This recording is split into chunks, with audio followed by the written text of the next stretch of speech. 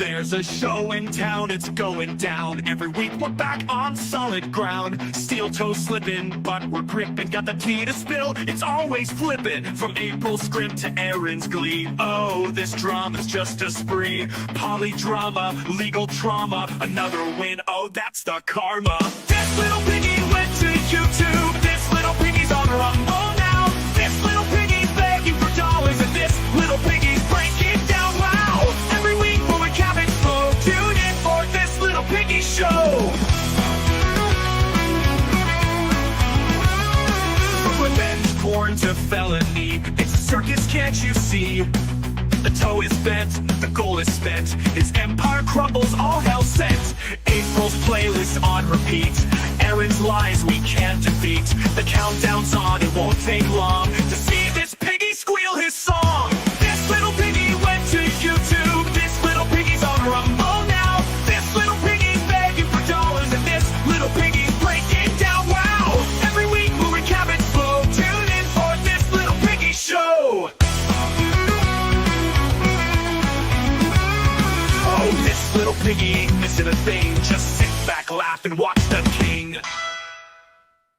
Hey everybody, welcome to This Little Piggy, a Steel Toe Roundtable show about the Steel Toe Morning Show and its cum-gobbling host, Aaron Imholte. I stole that from our buddy Karl from WATP. How are you, Karl? I'm fantastic. What is happening, Patrick? Not much. We also have Moody here this week, everybody's favorite Kiwi, Hey, how's it going? who's got his own lesion on his face. We'll let him tell that story. Sorry about my face. I got I'm sorry about my face. That's my catchphrase. I went hunting this week. This week I wasn't around. I went hunting and I handled a gun with a caliber a bit larger than what I'm used to, and I got scoped in the face. So this is technically a gunshot wound, just from the other end of the gun. Who came up with that story? Your wife or you? Yeah, I did. The stairs did it. Also joining us this week, I think for the first time ever on this program, we have Dick Masterson. Hi, Dick. What's up, dudes? How's it going? Welcome to the show. Isn't that how April's troubles started? She went hunting and then was messing around with a gun of bigger caliber than she was used to. Yeah, and years ended from in a now, black we're going to eye too, read I think. court documents are going to come out that Moody was being beaten this entire time. Anyway, welcome everybody. What a week from Aaron owning us on Saturday by taking a photo with Scott, all the way to what's turned out to be one of the most insane. Something's going on with Aaron. He's losing his mind. He's developed an eye twitch. He cannot stop talking about everybody from Will Heron to Moody now. Like, Moody, you're being brought up quite often. It's unhinged. He doesn't need to say Moody. His audience doesn't need to know who I am. Like, I'm so irrelevant. This it's so weird. There's something different about him.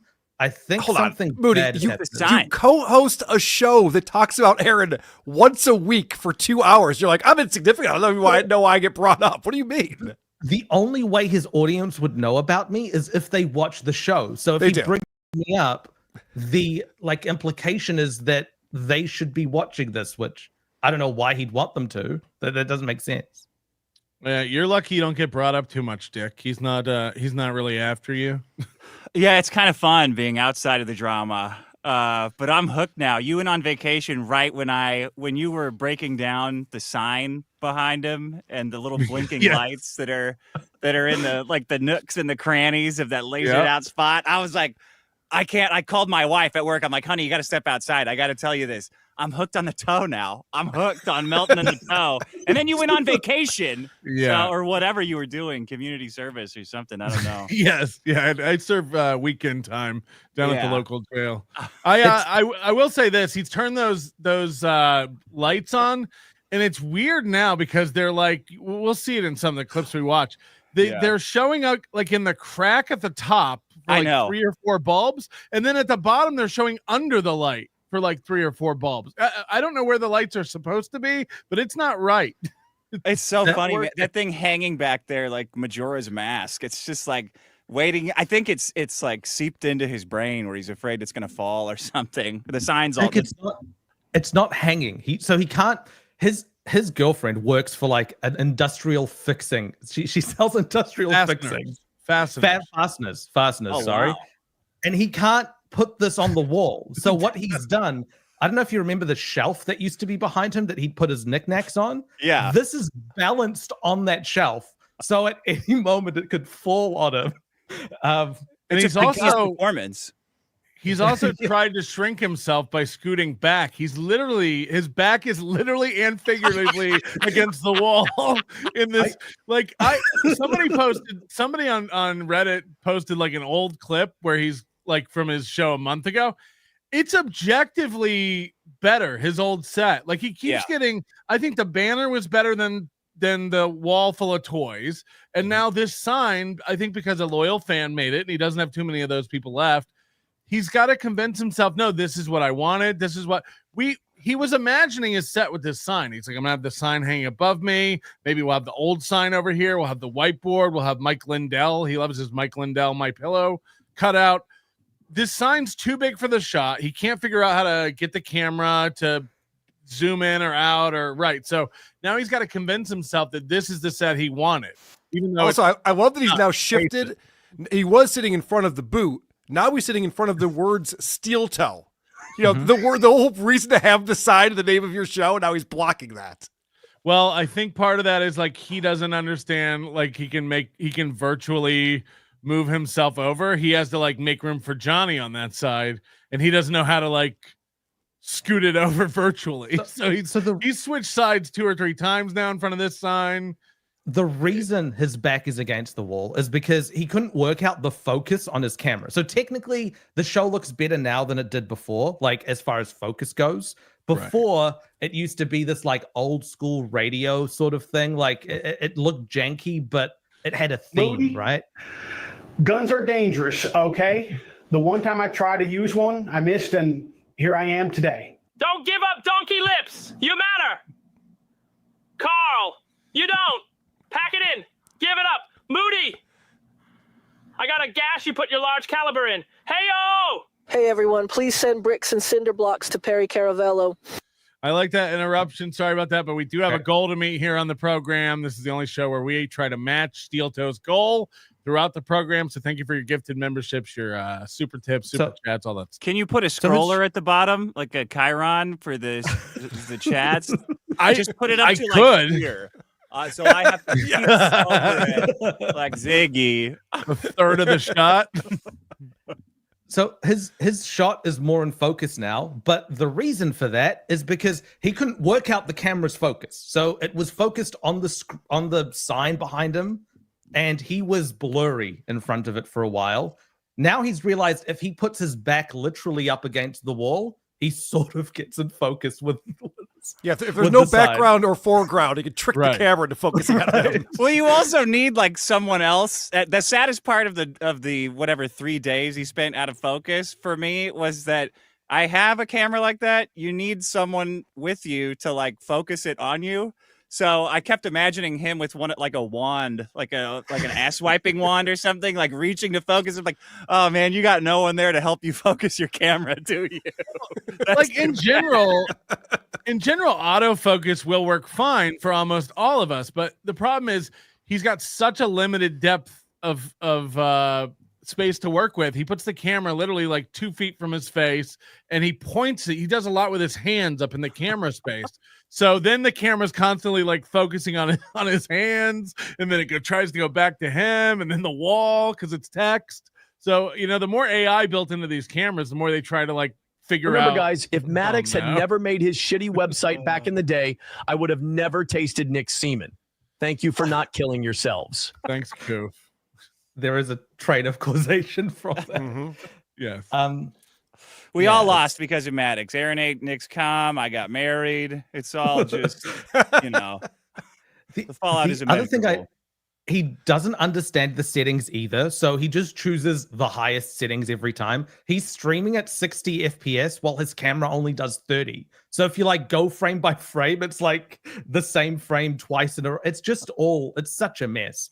I don't know why he doesn't pay someone to help him, or put in time to learn. It's just the lowest effort shit. It's I'd like to jump right into the fallout from last week. I wasn't on the show, but you and Moody, Karl, you covered basically Scott doing a video on Thursday night speaking to his students and saying that Aaron would no longer be allowed to come help out and spar with people. Right. And then Doom posted a video of this Aaron of this Scott coaching session where he says all this, like, that Aaron fucked up. He had his court. He can't do it anymore. He tried to go through Safe Sport. They're not having it. This is, of course, after Aaron said that the gym already got good news that there was no suspension anymore. We know there is a suspension. Safe Sport has a website with a status on it. He is still suspended. This has been going on since January. Because Doom titled his video, Aaron gets banned from his gym or kicked out of his gym. Aaron ran with this lie that, oh, I'm not allowed at my gym, then how come I just renewed my membership yesterday? And it's like, it's an unfortunate titling by Doom, I guess, but this is common for Aaron. He'll take an argument and he'll change it. No, we're saying you can't coach or box competitively. That's what we're saying you're not allowed to do. You're not allowed to show up to these sessions where these students are learning boxing and pretend to be a coach anymore. That's Correct? called a straw man fallacy for those playing at home. You misrepresent someone else's argument and then you fight against that as opposed to what they actually said. But also, as we played the clip last week of Aaron countering that, it started with, I don't know why he would say something like that. And then it turned into, he did tell me he was going to troll you guys. And that, he's actually, this is a whole work, and I'm going to show you guys tomorrow when I go to the gym and to get my photo with him. Yeah, so that was interesting too. He was going to prove it was a prank by Scott by going and taking a photo with Scott, and then we all saw the photo he went and did take with Scott, holding up a sign that said "Got him." And it's interesting. Well, that's not the side that I saw. There's been several iterations, but the original, he held up a sign with Scott that said "Got him." And it's interesting that this wasn't a video because we know for a fact that Aaron has had Scott make videos to clarify things to the trolls before. Like that was the famous, anything else you want me to say, Aaron? Aaron pretending like he wasn't involved in this video. So we all understand, right? Aaron went up to Scott and said, they think I'm not allowed at the gym anymore. Let's hold up this "Got him" sign and get the haters. Scott doesn't know what's going on, but Aaron uses that picture as proof that he's not banned from his gym, which nobody thought in the first place. It's a wild, like, mind warp he's trying to pull on people. He changes the argument and then wins the imaginary argument, correct? Like, oh, this is happening a lot. It's also happening with the Google Drive hacking. That he's changing now what that is, and of course there's evidence with the police. Patrick, I might not see you next month. You might be behind bars, but I was hoping to do Hackamania with you. Back to the hack. So are all these? Is this level of strategy? Is this why he's such a good boxer? Yes, he's 0-2, and he would have been even a worse 0-2 if he wasn't this good at strategy. Oh, okay. Yeah. You know that passage from Sun Tzu, Art of War, like when your enemy have you surrounded, take a picture and post it on the internet. Sun Tzu, Art of War. Never hold up a sign. Never. Right. Never. Right. Scott is trusting this man, Aaron, to guide him through trolling on the internet, and he gets him to hold up a sign with writing on it. Like that is 2007. You don't do that. Well, we had, speaking of like guiding a guy through the internet, you know, Chad's been prank calling Scott. Prank calling. He has a friend. They have conversations like they're buddies. Can you imagine, by the way, after hearing Chad's conversations with Scott, can you imagine his conversation? Every day he's calling Florentine and annoying him like this. Like, Chad is lonely. I think you're right. Chad just like, oh, I got all these minutes. I got unlimited minutes. I got to use my minutes. He's still in like, you know, old school days with night and weekends. You know it's a good prank when the pranker goes, all right, man, well, I'm going to let you go. I know you got shit going on. Like he's trying to get off the phone with him. Scott's like, well, hold on. I want to talk some more. But these were about. These were I'm gonna vulnerable prank moments. my mom this weekend. Yeah. Happy Mother's Day, bitch. These are vulnerable moments for Scott, though, because we hear Scott literally say something to the effect of like, oh, I didn't know it would go like this, or I didn't know how the internet, like he kind of like admits in almost a very humanizing way, like, oh, it's too bad people, hide behind the thing and like leave bad, I wished I wouldn't have got bad reviews on my gym. It's like, yeah, this guy has no idea what he's doing. Like to think that's 101, leaving bad reviews for your gym on Google. But yeah, I think it's just part of what you get when you get into business with Aaron Imholte. He's not afraid to grab on anybody and drag him down to where he's at. Has anybody signed up to get wife beating lessons at Scott's boxing gym? I don't know. I need to start headbutting my wife more effectively. Can you help me with that? What do you recommend? I got her in a clinch, What should I do? She's still burning dinner. It's not working. I don't even think Aaron was doing wife beating at the gym, because every time Aaron said that every time he went up there with Nick and April, those two would just disappear. He's like, Nick never wanted to get in the ring and spar with me. I was like, yeah, he was fucking your girlfriend in the locker room, or your wife. Like, Jesus Christ. But yeah, so the sign thing was interesting. We loved that. We loved seeing Aaron do his sign stuff. One of the most interesting things happened on Monday. It's going to bring me to my first clip that we need to watch today. This is the Velveeta incident. Oh yeah. Jeez. Oh yeah. So we've got Aaron Imholte. Yeah. Are you aware of the buttering and what that entails? Have you heard of that? The buttering? No. Is it like the Velveeta thing but butter? So I just uttered into existence a few months back that I want Aaron Imholte to eat a stick of butter for $100, or that I can make Aaron Imholte eat a stick of butter. I just put it out there. The fans have taken to it. They're trying to make him do it. Every day he's struggling with his goal. People are like, butter, you can do the butter. And he's like, I'll never do the butter.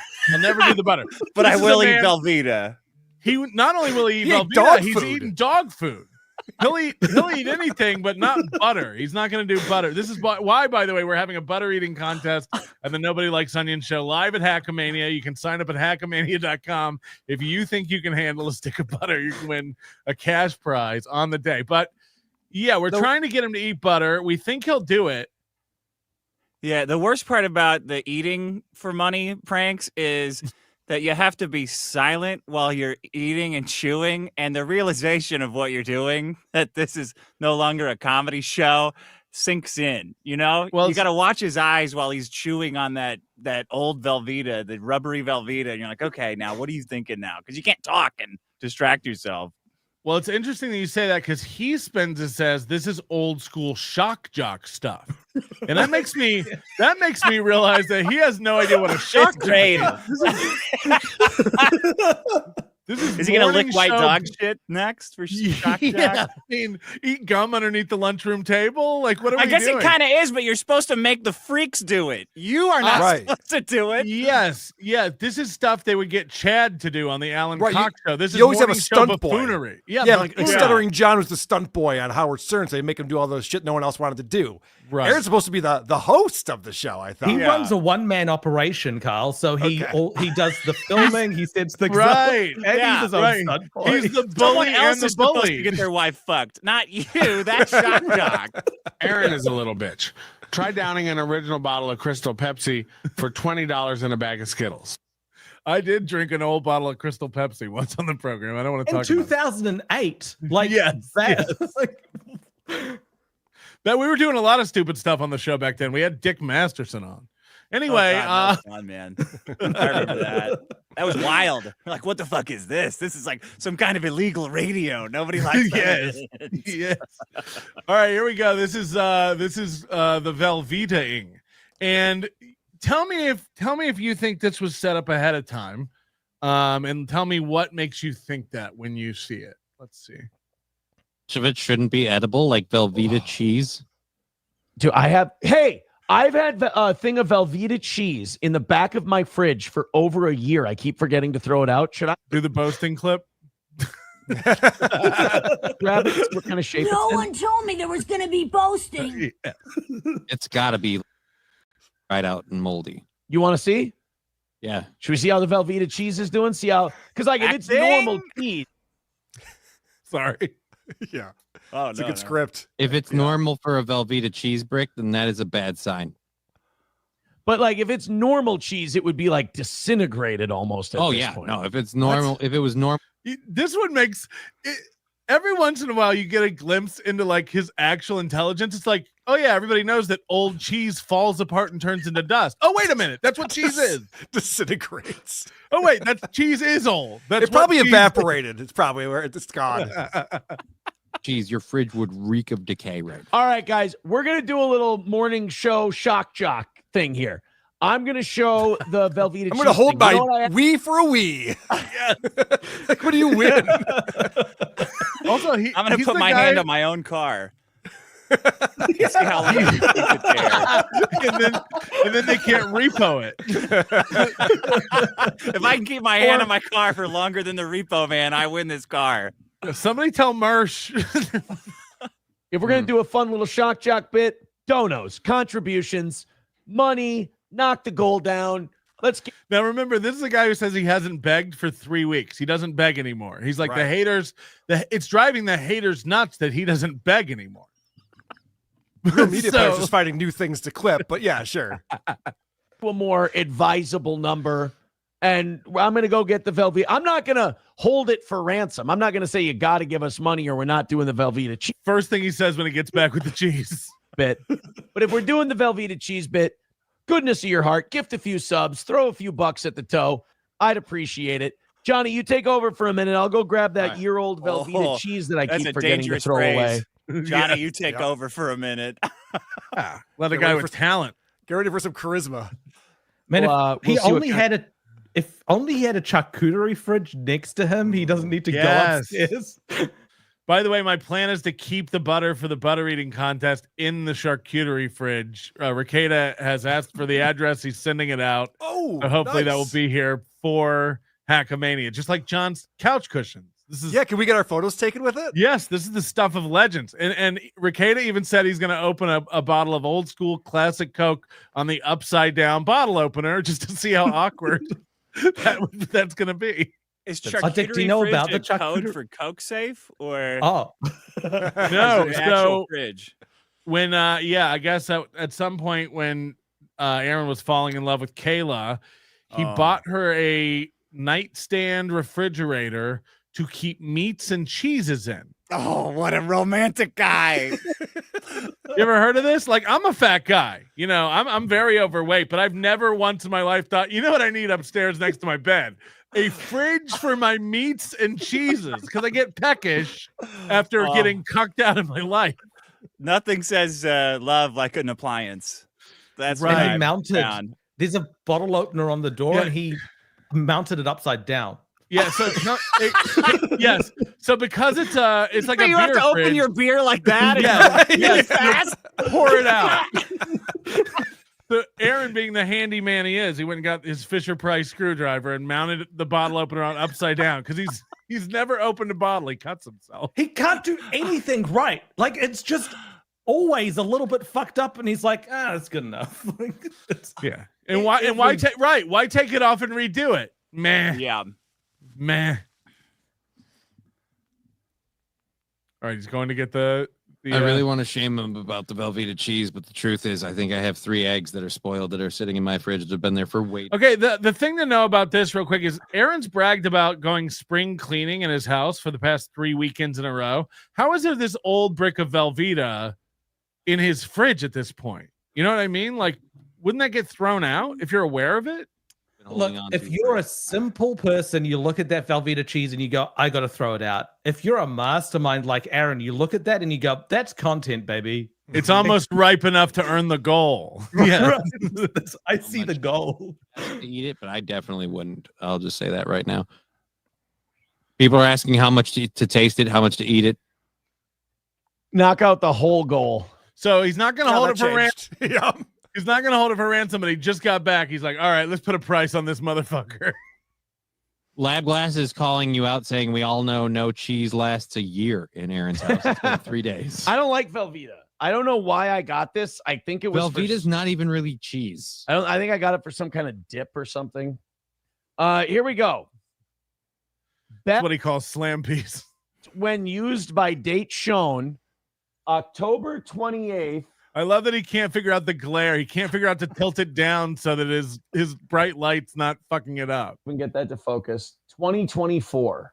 You're nailing it. Oh, that's is bad. the number. October 18th, 2024. So this is Isn't that the date that he said that he would quit doing the show if he still had to beg for the goal by? It is right about that. Right. He said, and I think October 18th or 19th, 2023, he said, 1 year from now, if I'm still begging for the goal, I will quit. I'm going to get a job. I'm going to leave. Proof that God exists right there. Wow. Yeah, but he told Dean this. He told Ozzy guy this. Like, dude, I'm allowed to change my mind. Yeah, if only the Velveeta cheese could change its mind about its use by date. Yeah, about 7 months past date. Past the time. Let's take a look. Streamlabs, PayPal, Venmo, Super Chats, Rumble Rants. The box won't even open. By the way, I am leaving after this to throw this away.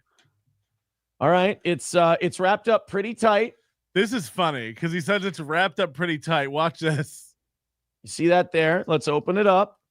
Let's see what over a year old Velveeta cheese. Oh no. Oh, Johnny. So it's clearly open on the end.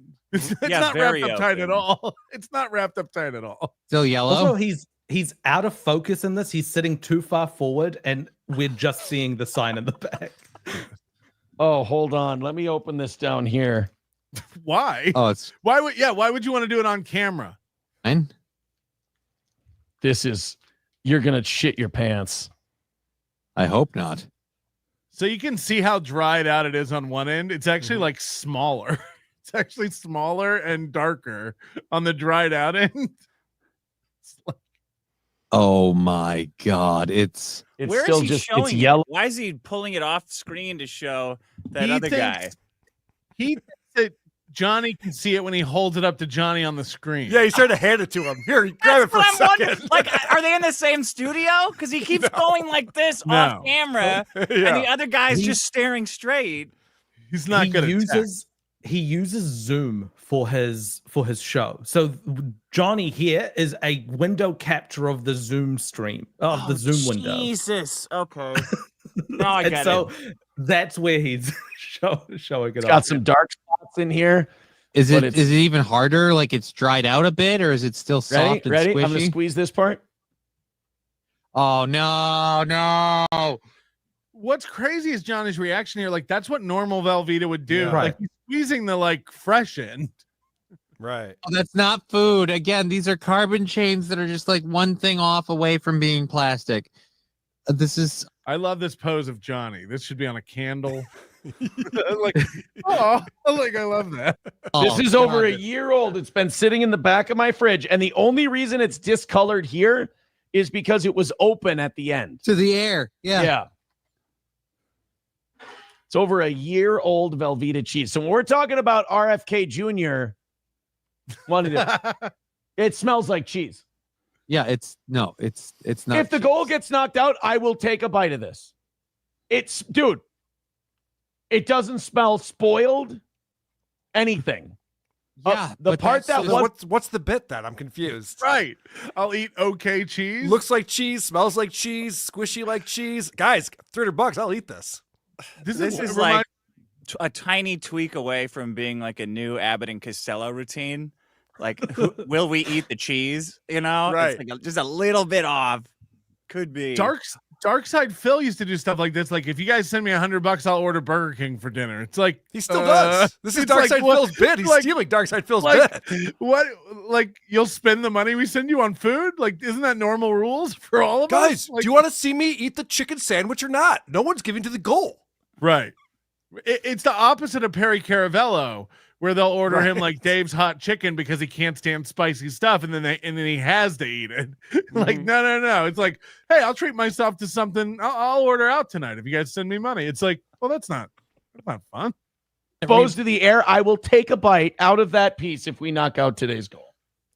And you guys want to knock out that goal because those of you who are obsessed with the air and eat butter thing. What's going on with this scroll, by the way? Just as I believe, like there's some random stuff all the time. And I also noticed his top donators, he abbreviates their names now. He'll just put like an acronym for their name, or he'll put like half their name on there sometimes. Is he paranoid that it's going to get hijacked by detractors? Yeah. People are going to steal his idea. Yeah. So to get what you want. The reason I think that he's got that scroll bar at the bottom is because he wants to hide the shelf behind him. So he's like covered it.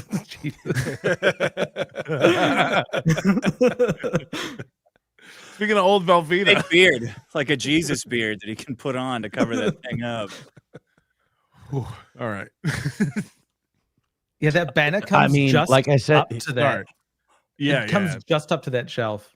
1 year old, and it's still there's no mold on it. There's a sign that your body's not meant to digest that. All right, the natural forces of nature can't fucking break that thing. All down. this is here is just air exposure. That's all this part is. This part here was covered up and everything. And I was able to squeeze it and pinch it. You know, it's malleable. This is why when you're making your dips, your queso, whatever, real fucking cheese, people. Real, not the Velveeta, real cheese. Real dude, this has the affect of I've been trying to figure out what Aaron's like style is. Listening to them pitch a year-old slab of half-eaten Velveeta, it sounds like an infomercial. Like if you forget who he is, it sounds like a guy who's pitching you half-eaten Velveeta cheese. Like, this is the air right here, no big deal. This was sealed off, and I'm gonna eat it right now. And then the other guy's like the woman news anchor, Pastor Prime, is like, he's gonna do it. He's gonna do it, studio audience. Hey guys, Billy Mays here for Velveeta. It smells like it's a constant telethon. Like that's what his show is. It's right. Here's what's coming up. Like if you keep donating, we'll do this. The cheese is full of preservatives. Like this is fine. Like it's not meant to mold. It's not like it's an old Parmesan or anything like that. But it's like, isn't that what Johnny is as well? It's like nature is decomposing his body and he's using medication to keep it alive. Should have wrapped him up tighter. Still. All right, eat it, Aaron. Oh. And I honestly, I probably would have I would have thought that would have had some marks on it, or it would have had some rot to it, or that would have made a better bit. Yep. Right. For sure. Completely. It's almost like it's not worth giving you money to watch you eat it.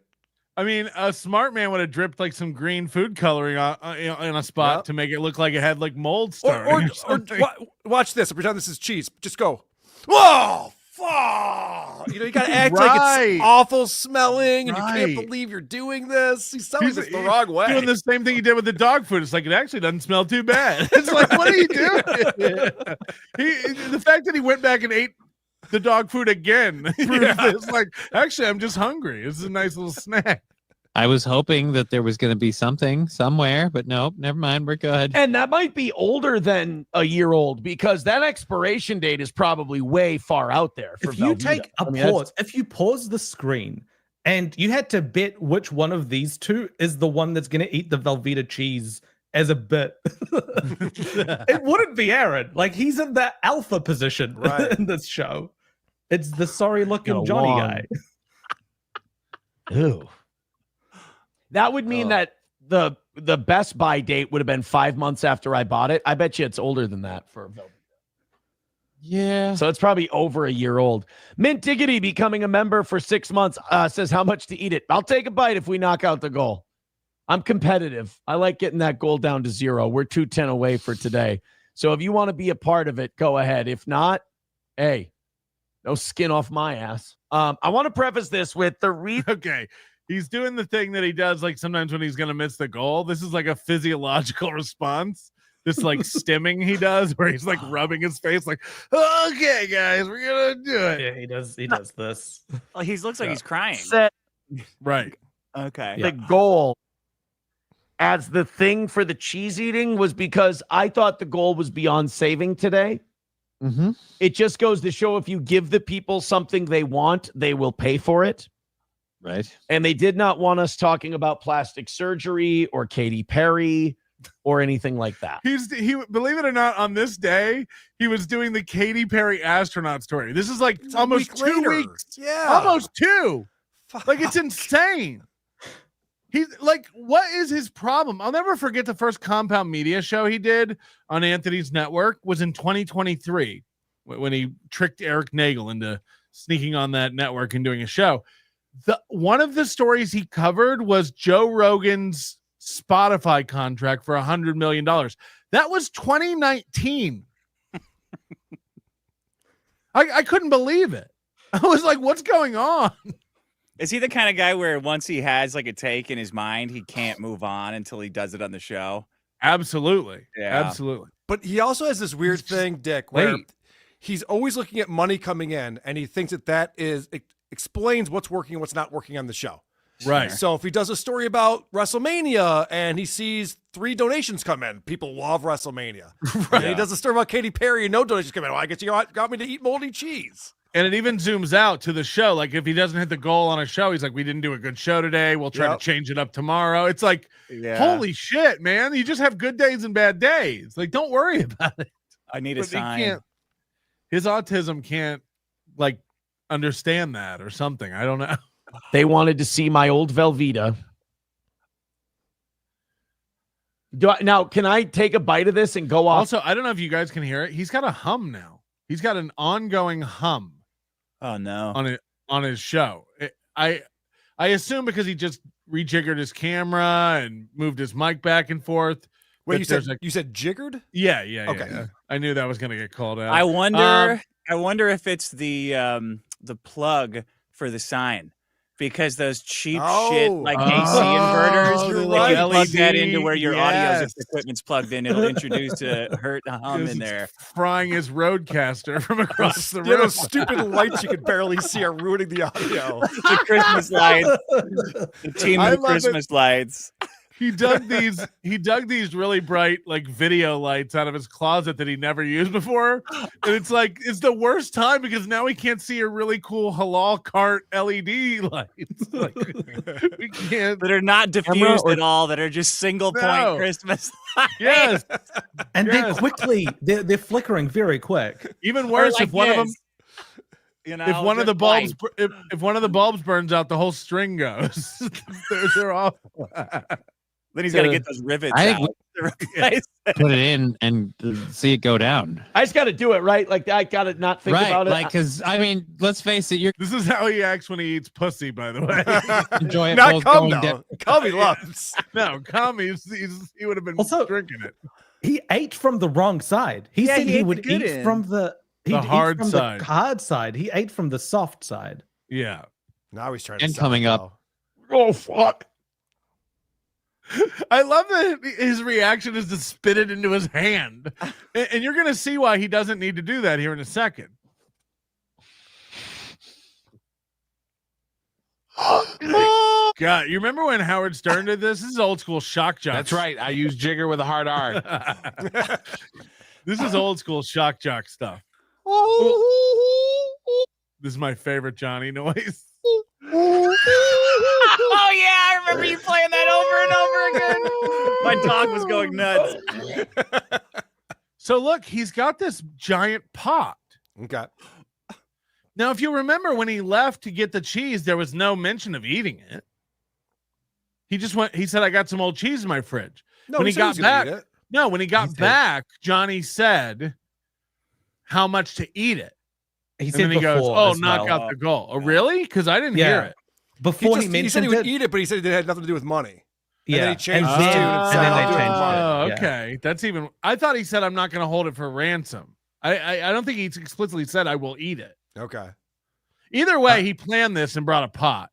This makes me think that this whole day, he somehow told Johnny, like, bring up Velveeta. Like, because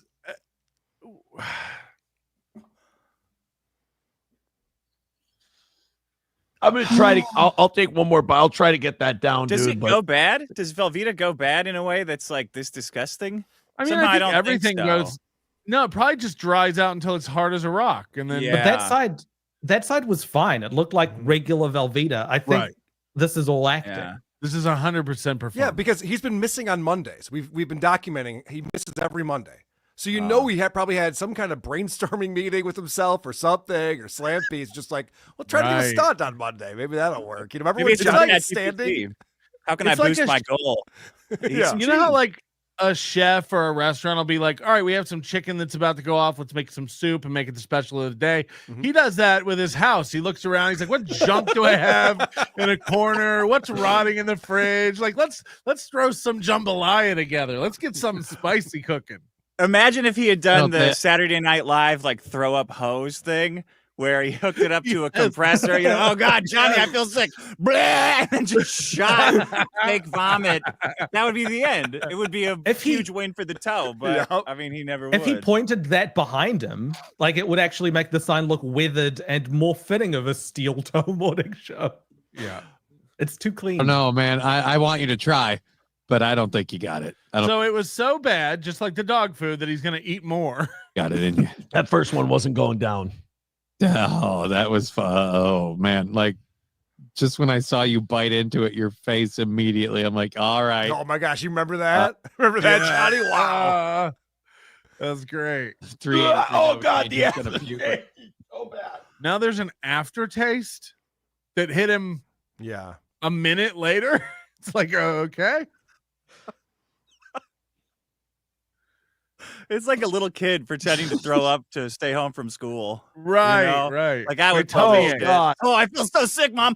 Old Jello legs tell this bit if he wants to go to radio with me. Yes.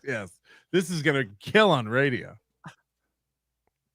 You know, it might have been just that piece. You should try the other side.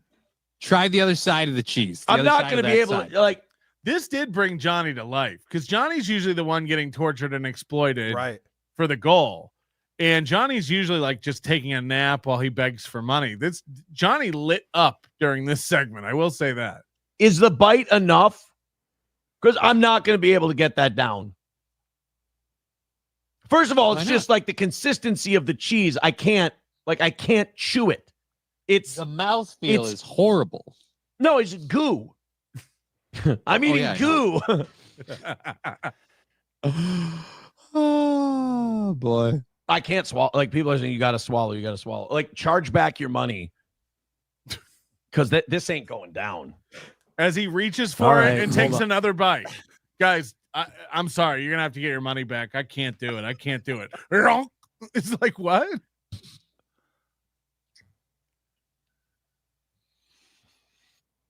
Okay, his face during this, like, it's some payoff. You know what he looks like? He looks like the Grinch. There's like a newer Grinch movie where it's like real life people.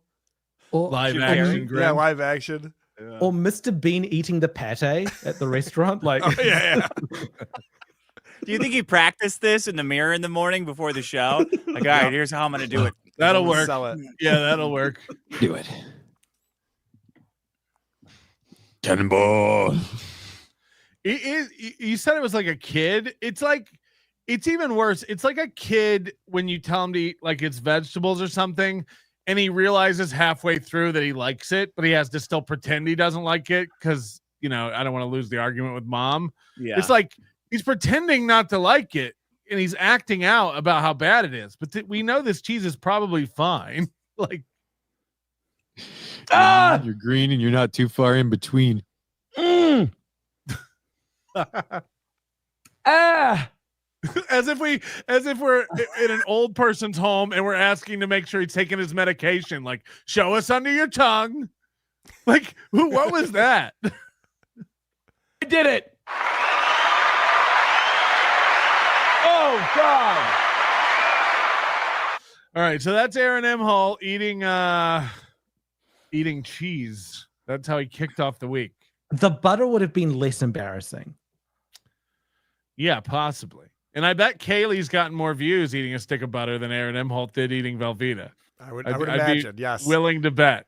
It's probably some different reasons. Who's in the butter eating contest at Hackamania? I know that Lucy Tightbox is going to do it. Mary Beth Rosie is going to be in it. I think Brian Johnson and his beautiful wife for doing it. And then we have a few people signed up on the website. Again, hackamania.com. You can go there now. All of us will be at hackamania.com. We'll be at Hackamania. You can go register for the butter eating contest right now at hackamania.com. Also, streaming tickets are up for sale. You can stream the entire weekend. Grab your pass now, hackamania.com. Dick will be there. We're not sure about Vito.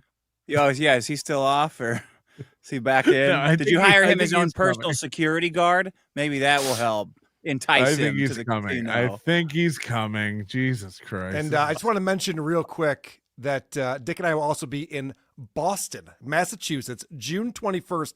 Tickets are on sale. We're doing a live podcast crossover event. Carl's always got to sandwich my event. He's like, I got one to promote before yours and one to promote after yours. I'll let you have about a week in there. Oh, stop it. Promote Hackamania. No, this is just me being bitter for last week and you just nonstop railing on my face. Rail on my face to my face. Oh, you actually watched that episode? WATPlive.com is where you want to go for tickets. June 21st in Boston. It's at a winery, so it's real fancy. Wear something. City Winery, Dress up. Wear your polo shirts and your penny loafers. Is this why Vito's not invited? All right, hold on. Let's check in and see how the goal's doing. AFK Sweet, thank you very much for the 5 gifted memberships. We appreciate that. Lance says, great to see the gang together. We're the gang. I know everyone's busy with Hackamania right around the corner. Thanks for the show today. Y'all keep up the good work. God bless and enjoy your weekends. He must be on his meds. Papubula gifting a membership. Thank you very much. Ewa gifting 10 memberships. That's amazing. Nan Cram with 5 gifted memberships, and Bone CK member for 18 months says shows that he thinks the buttering is a good idea. Yeah, I guess it kind of does, right? Because it's not that far off. You're eating. I don't know if Velveeta's dairy. Does Velveeta qualify as dairy? Is it made from any milk? It's adjacent. It's cheese adjacent. It's shelf stable, so I don't know if it has any milk in it. Let's get through these super tips and see how you guys are feeling about stuff. Dark Side Aaron says, how is this possible? I've been told multiple times you were destroyed, all of you. Oh, yeah. I want to get into that. Because, I have a clip where he talks about you, Karl. I figured you would want to. He's been talking about how your show is over for months now. Yes. Well, and you tried to do a morning show. You didn't get enough viewers. So yeah, that is what happened. Yeah. His thing. He's been saying he's been giving us the cheat code to destroy him. He's like, they just need to stop focusing on me. That's stolen, by the way, because we've told him a million times, like we're telling him how to make his show better, and he won't do it.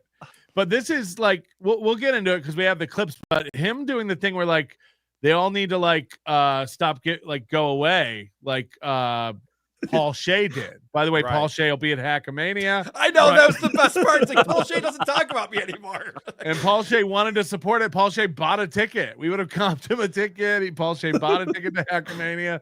So Paul Shea will be at Hackamania. Nick Ricade will be at Hackamania. This could be shaping up very, very bad. If we can get April there, it'd be a nightmare. All right, let's get through these. I'm coming to Hackamania, and you cowards better come right in my mouth, or else it'll be another win for the toe. Yeah, get your aim down. MJ says, when Melton predicted the steel toe sign would fall off not once, but twice, it happened within 48 hours. I knew the toe was the next Stuttering John. Yeah, I did call that. He might have it fastened pretty well now, but I did call that it would fall off that little shelf, and he would never get it hung on the wall, which it's still not. So, God damn this sign. It's a literal sword of Damocles waiting to crush my noodly body. It's a win until my ultimate demise at the hands of this sign. Does anybody know why it's not level? God damn it. Why isn't it level? Yeah. Dabblers, onions, and now dickheads trashing me. None of you can just do a fun show like me. Also, Moody, his name is Moody. Also, if you're in or headed towards the Rochester, NY area, go see Vinny Paulino tomorrow at Comedy at the Carlson. Oh, plug for Vinny there. Look at that. CarlsonComedy.com. I'll be there. He's headlining the show tomorrow night. Whoa. 100%. I love the smell of wood paneling in the afternoon. You love the smell of tequila in the afternoon. You can call me Nanopus. 4 people now. You have to divide the goal. Hacks. Yes, Kevin's probably very concerned about our money over here. TLP Live is going to be insane. I'm hoping so. I'm trying to get what I really want for this little piggy, and if we can pull it off, it's going to be amazing. I know that. Hey, it's my buddy, old pal Dick Juju, the cow Masterson. I miss the days of our long nights. And Karl, can you please stop yelling? Fuck caught. Yeah, Dick Masterson. I thought that was him for a second. I was like, oh wow. That's makes nice an of appearance Josh. on Josh Denny's special. Go check it out. Moody, this is the super tippy monster. Get Maddox and Eric July onto super tips. Get to it. They got good voices for AI. Both of them do. Shaft and retard. Talk more about the Google Gate scandal. Is this the hacking? Is that what you're talking about? I'm not sure what you hard mean. drives yet. No, did you? What did you do with that zip I sent you? Let's talk about that. I said on a. I think you sent me the wrong one. It was full of child porn. Ah, fuck. Wrong hard drive. Moody's right. I got to get a label maker. What happens if a fan sends Aaron an even bigger sign? What will he do? This should be the prank. Yeah. I'm a big fan. I saw your sign. sign. It was cool. I'm a woodworker too. And I made you a sign. He's got a box truck, pulls up one day. Where do you want it? This thing's pretty heavy. Do you have a fork? He gets closer and closer to the camera every time. They cut a hole in the side of the house to load it in. No, this is cool. Shit show. You were all great except Moody and Karl. Yeah, I agree. They have a problem.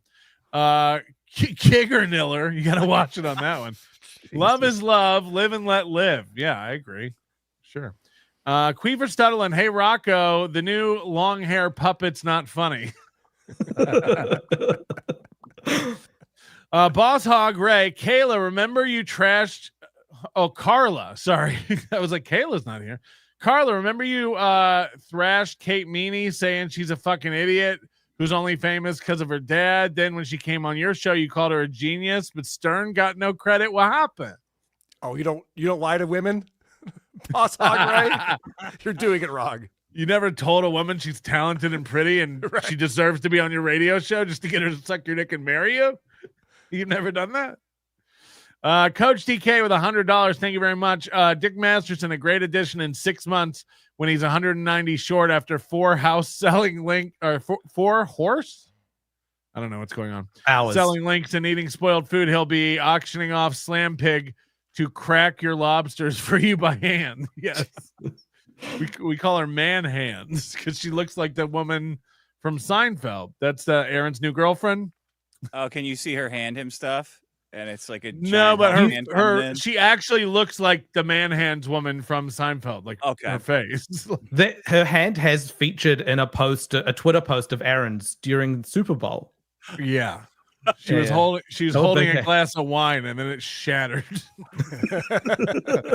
Is it like every 100 likes the hand gets a little bit bigger? One of those.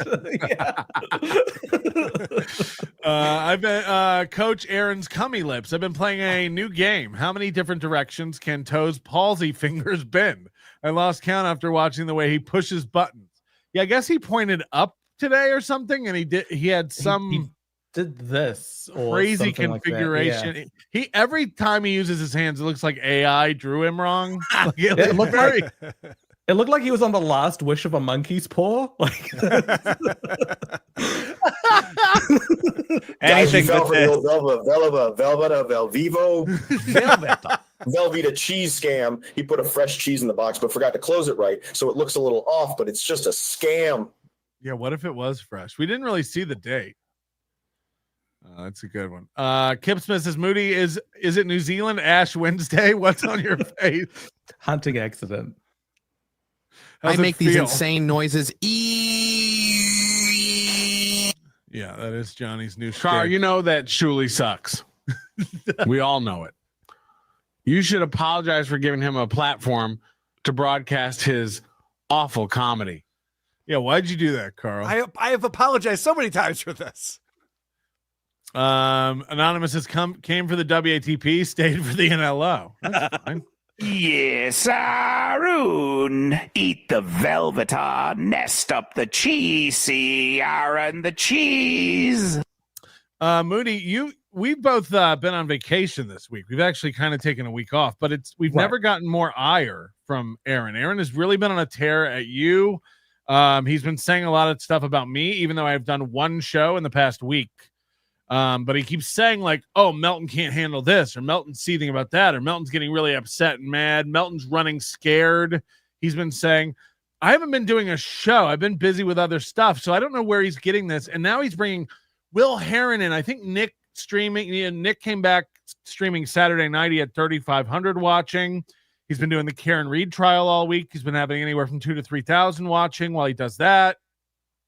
I think Aaron's spooked. I think Aaron is actually, he thought Nick was going to shut up. He thought Nick was going to go away.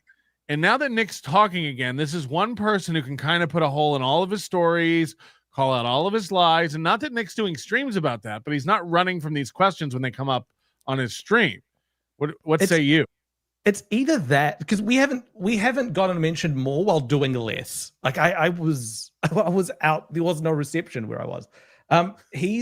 I think something has gone wrong in his life apart from the obvious.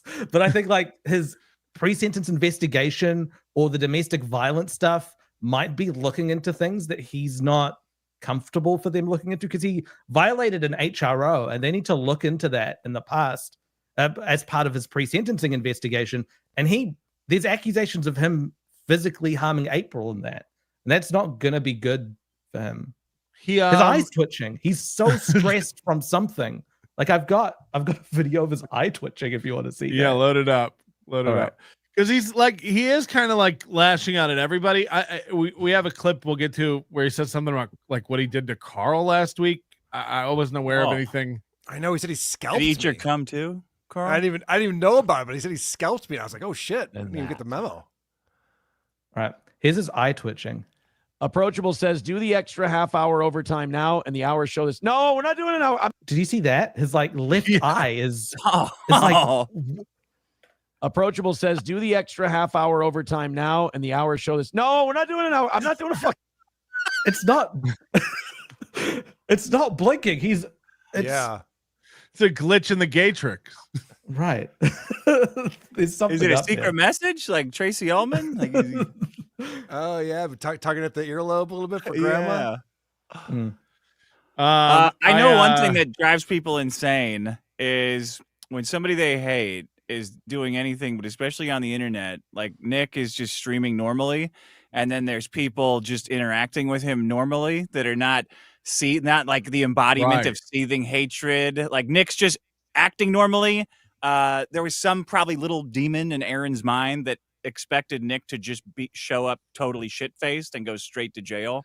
And now that that's not happening, it's like, well, also, Dick, you got to remember that he wakes up every morning, Aaron does, and reads the Kiwi Farms thread.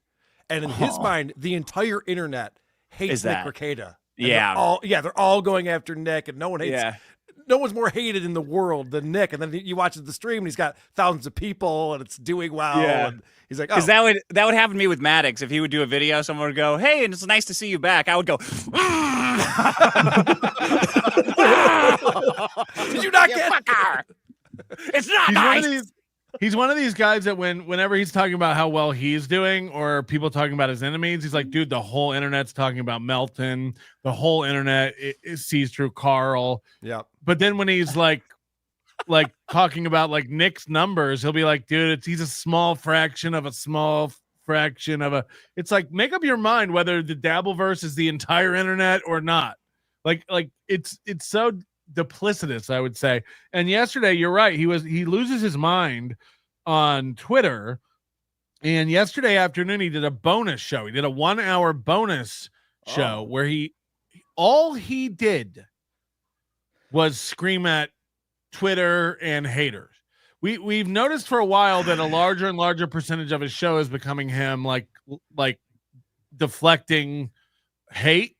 Yeah. But like It's all he's doing now. All this week was just him just like he's declaring victory. Fighting with the internet. Yeah, but he's declaring victory, but it's like you can only anyone win with so a brain. much, you know? This It's guy, not good for like you. what he's doing now and how you know that it's not going well for him is every tweet only his followers can reply to. He locks down who can reply to his tweets.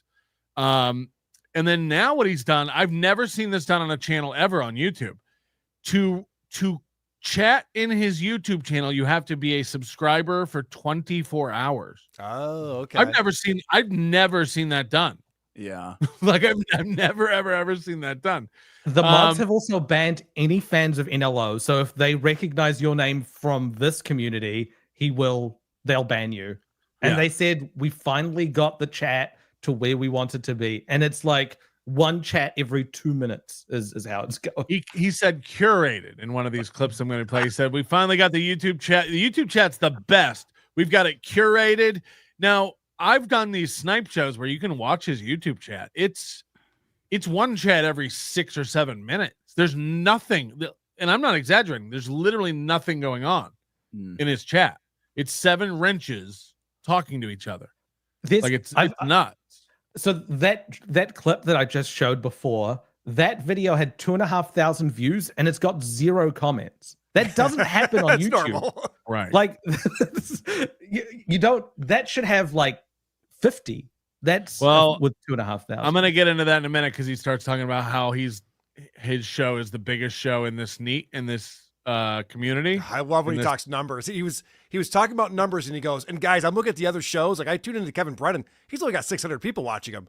That's a whole other thing. If you want to get into why Kevin Brennan's show sucks, I'm happy to have that conversation, but that has nothing to do with anything else. Also, he's a year late on that. Kevin Brennan's show decayed a year ago down to 500, 600 live viewers. So anyway, this is the bonus show from yesterday. I have about 9 clips from this. It's wild. It's insane. I don't know if we'll get through them all. The show is called Steel Toe Made Them Feel this week, which again, so there's nothing original. Everything he has is stolen at this point. This is how he opened up that show. Hey, I told you, I promised you. I said if you guys knocked them all out, I would do a little bonus episode for you. Now, he missed 3 goals this week, so I don't know what he's talking about. He misses Dick might not know this. When he misses a goal, he will go to his private Facebook group called the Toe Boys, and he says, "Toe Boys, I really need your help today. We missed by $60. If one of you can cover that, that'd be so good." Does he have a Cash App link? Right, but it's the only one he doesn't have. That's the only thing he doesn't have. He counts that on his car. He counts that as hitting the goal retroactively. So the streak stays alive as long as someone else covers a previous miss. You can also cover the miss days later. Right. He'll let you cover Monday on Wednesday and he'll call it a perfect week. Can you pay it forward? Yes, he does pay it forward as well. If I want to cover something in June or something, a special day like an anniversary. Just a warning. Just a warning. If sometimes people will like knock out tomorrow's goal today. It hasn't happened in a long time, but sometimes that will happen. And when that happens, he gets so excited. He starts going like, guys, this could mean no more goals again ever. If you guys just make today's goal, if you make tomorrow's goal today, and then tomorrow you make the next day. How dare you claim that I have had my dirty asshole licked by every comedy club bouncer in New York City? What proof do you have of this? I am telling you, I have never done anything untoward with anyone. Enough with the isotopes. God, I get it. It's a band that trolls me. Good job. Okay. Did you hear I'm going to be on a podcast network like Kiki? Going to get some good bucks. Good bucks. Hey, Keanu, I found some blow in my attic the cops didn't find. I'll give it to you for a fuck. Nick, why don't you do me a favor and put it in an envelope and USPS it to me? Thanks, bud. Hey, Kate, guess what I'm getting? Ha, ha, ha, ha, ha, ha. You're so funny. Wow. A lot to unpack there. Yeah, I guess if you're gonna pay to interrupt the show, you might as well get your money's worth. All right, here's Aaron opening the show this afternoon. Well, here we go. I'm doing this bonus episode for 2 reasons. One, I promised you, and you guys are incredibly generous. Well, 3 reasons. 2, we have kicked the shit out of fucking everybody this week, and it's been great. Wow. I've got. He's so happy about this. Do you not believe him? I didn't even know about it. I'm shocked, actually. Dude, he just keeps stacking W's. I'm going to let them in on a secret because they're not very bright. And you can tell them right to their face what the winning strategy is, and they'll still go ahead and play right India. You know, if you know, what was that microphone move? Did you catch that? He's bringing it in close, man. Holy shit! Nobody. He did it underhand. I didn't know you could move a mic. It's God damn it! It's fucking. I gotta hold on. I gotta zoom out of this to get it to go back. Fuck me. Watch this microphone movement. And they'll still go ahead and play right India. Oh yeah. What does that look like? How is that? You know, if you no sell me, I go away. So, if you remember 2 weeks ago from today, when he was on Kevin Brennan's show, somebody asked him, what does he feel about this little piggy and all the shows that make fun of him? He goes, I love it, dude. As long as they're talking about me, I love it. He's doing this thing now, and I have a theory that this is because Nick is back. He doesn't want Nick talking. He's told Nick, don't come back. Stay with your family. You're doing best. Hang up the streaming, buddy. Same thing he told April. Remember when April was tweeting last year? Yep. He's like, you got to go away, April. I wouldn't talk. Yep. Get off that internet. Don't do it. Now, all of a sudden, after telling everybody he doesn't mind it and he wants people talking about him, and he's box office. That's his new catchphrase. Mm-hmm. That, dude, you guys should all get quiet about me. You should all shut up about me. Just don't even bring me up. The way to beat me is to stop talking about it altogether. Right. We're not that dumb, Aaron. We're not going to fall for that. Right.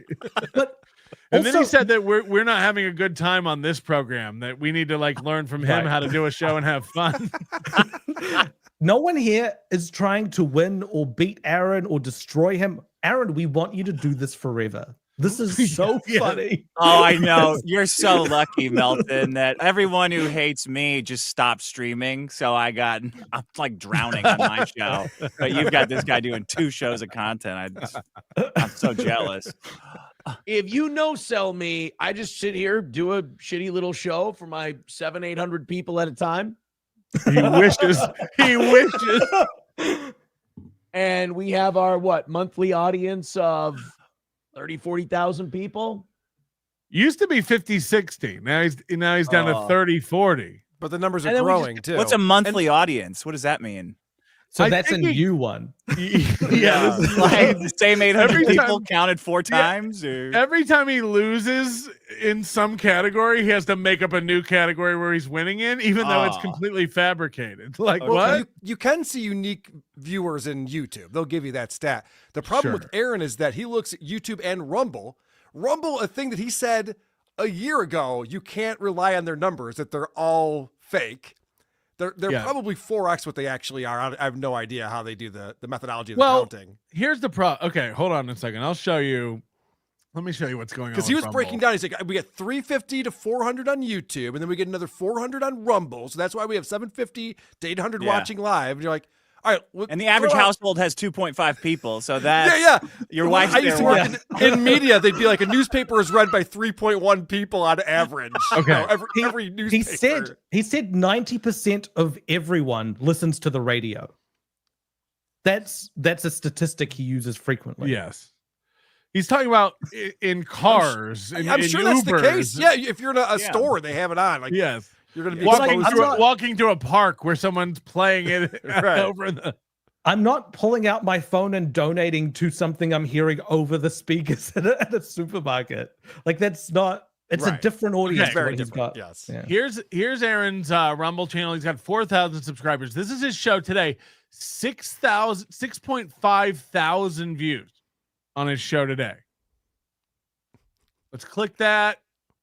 He's got 102 likes. That's high for him. I'll show you that in a second. 4 comments. Doing it for the rhythm. How do you spell rhythm? The plight of the white man. I love it when you go after these haters.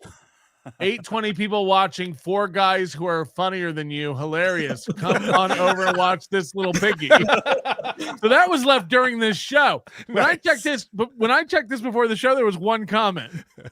I'm not even shitting you. Hold on, what's this one? So these numbers are just fake. Here's what you need to understand, and I know it might be tougher because of how bad Aaron brainwashed you. So look, these aren't positive comments. And let's just keep going through it. This is his bonus show yesterday, 991 views.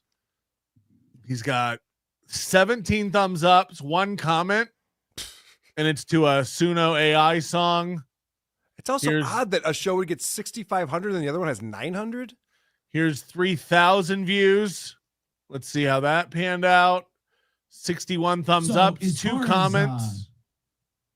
As far as the Third World Aristocrat video from today goes, I gotta say, huge. I don't know. Like, it's not real.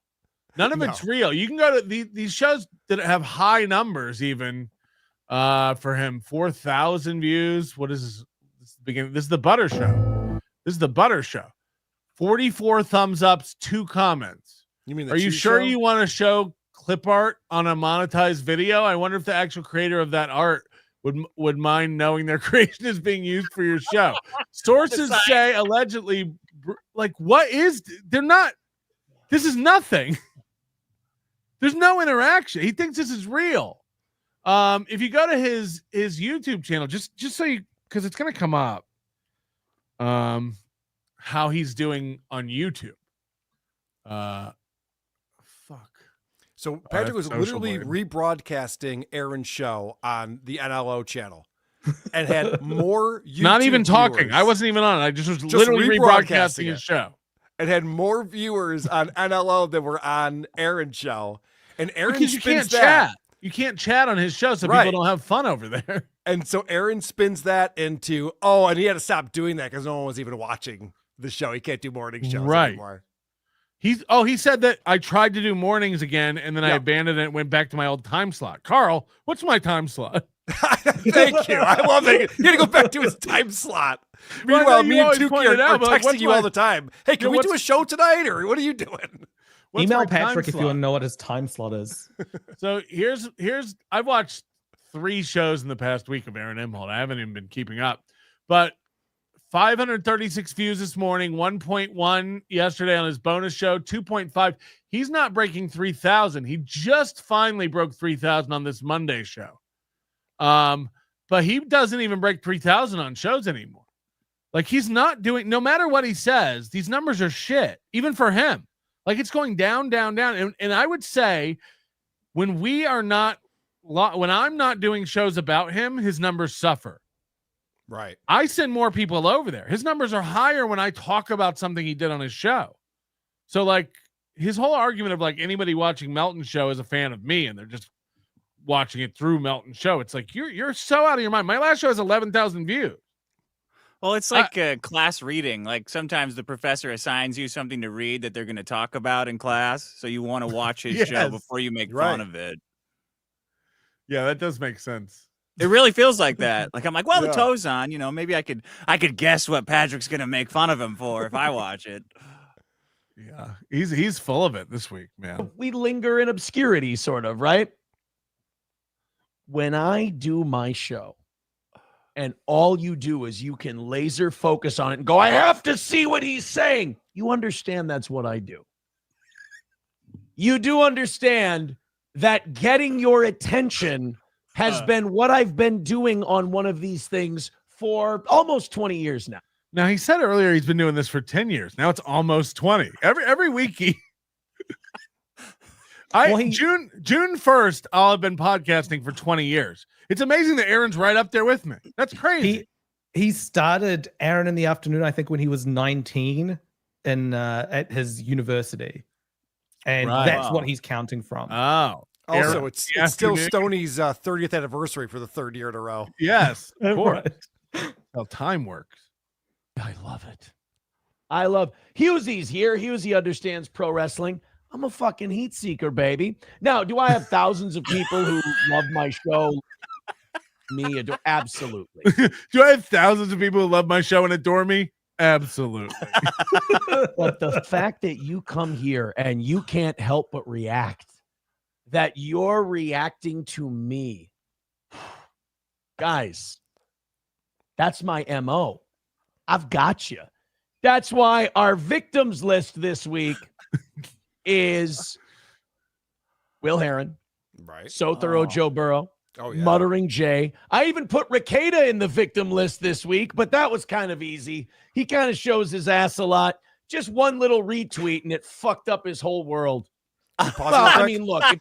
So I want to get back to So Thorough Joe Burrow because I was hearing him talk about that. He's like, I've broken So Thorough Joe Burrow. He's on the internet 24/7. He can't stop clipping me. So I went over to his channel. He has to put a video out in 3 days. Is that his mouth? You're falling right into his trap. Melton, that's smiling. exactly what he wants. What His you're doing chin right looks now. like Lisa Simpson's mouth. Dude, you could draw a Ninja Turtle on it on that. Right. The teeth right there. But so why did he defeat So Thorough Joe Burrow? Could anyone explain that? Yes, a couple things. He defeated Doom this week because Doom fell for Scott's prank. Oh, right, yeah. Prank. He defeated So Thorough Joe Burrow because So Thorough Joe Burrow pointed out that I put up a tweet where I showed the source of all those zoomed in things, those zoomed in documents, and Aaron said, "Oh no. One of those isn't what he said. One of those is my latent proposal." Right. And you'll see. And then people said, "Okay, do what Patrick did. Show the part of the proposal and show the zoomed in part so that we know." And he goes, "I wish I could. That's part of an ongoing investigation." Yeah, it's like, it's hold on, but I evidence now. tweeted it. Right. It's out. Well, the other thing with but, So I Thorough, can't. I'll get in trouble. He literally said I'll get in trouble with the FBI if I show it. What? there's a great video So Thorough Joe Burrow put out earlier this week that shows Aaron watching one of his videos where it zooms in and shows he only has 159 people watching him live. But Aaron never puts it up on the screen. He just watches it. He goes, "Yeah, he didn't. Doesn't mean anything to me. Oh, I didn't share that. Oh, my bad. Anyway, yeah, I don't know why he even clipped that." By the way, I'm not being ambiguous about this. I have your latent proposal. April had it. Yeah. April had it. I have it. I'm not backtracking. I have it. I got it because April had it.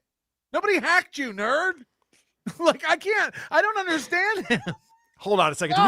Do we have to look at your hard drive for PowerPoint presentations? Because if I find some on there.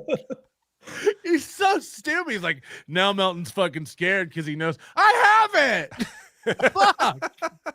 He still hasn't addressed that he was reading about Nick's kids and then jerking off to cuck porn a minute later. He did this Oh, week. he I did? saw a clip and I could not find this to put it together for the show, but he said at some point this week he admitted, I think Johnny might have been on the show, but I'm not sure. He said, I had to go through my history and reconstruct my porn history and take that to and he's like, look, a little embarrassing, but no skin off my back. It's like, it should be. That's A little. What did the FBI say when he cuck porn history down to the police station and be like, where do I leave this? It's like, Jesus. He gets through the whole thing and the cop says, I have to get my supervisor. You got to explain it again to him. These guys are making fun of me for my cuck porn. It's like, I'd shut up. If someone actually hacked into my hard drive and I had something embarrassing and illegal in there, I'd be like, no. If my mom got murdered, I wouldn't take it and the to only the thing cop. the only thing that could get me off as showing my cuck porn history, I would just let him go. Like, Yes. That's fine. I don't need that body cam footage of him making that request to them. Okay, he's continuing. Daughter test positive for cocaine. You should probably keep your mouth shut. If you See, so this, I do think this is all about Nick. This is like Nick's got him spun this week. The trophy goes to Nick. Let your daughter get into cocaine. You see, he left cocaine next to my daughter, and my daughter didn't do it because, she's got Father of the Year, just having cocaine around your kids. Like, I thought we were doing this upstairs. He constantly says he was the sober one of that. So As a sober person, he invited a drug addict into his house to leave cocaine. What are you doing? Like, better father. It's like a Jerry Springer fight. Oh yeah, well you left coke around my kid. Yeah, well your kid did cocaine. Like, oh, okay. Also, again, there's no proof that Nick's kid ever did coke. Like, what are we like? That's not. No one who understands what's happening in the case thinks that. No one thinks Nick's kids are that cool. Right. We've seen Nick. We've seen Nick. That set him off. Unfortunately, in his tweet response, he just revealed that he can't read anymore. Reading comprehension, not the boy's thing. So Why doesn't he show it? Why doesn't he show what he's talking about? He always just tells a story about how big of a fish he caught or how he slayed a bear in the woods. There's never any proof. He never has it. He's like, after I caught the fish, catch and release. I didn't take a photo because a lot of times that hurts the fish's eyes, the flash. Like, what? Just show us how you own Nick on Twitter. Show us and let us be the judge of it. I decided that we would come on here and we would do the bonus stream for, our generous audience and everyone else. And I figured I would just come on here and gloat. And if you want to come here and you can't help it, you just see Aaron and you're drawn to it like a bug to a bug zapper. Then you just come on in and we'll roast you up too. We'll have some fun with you. Everybody will.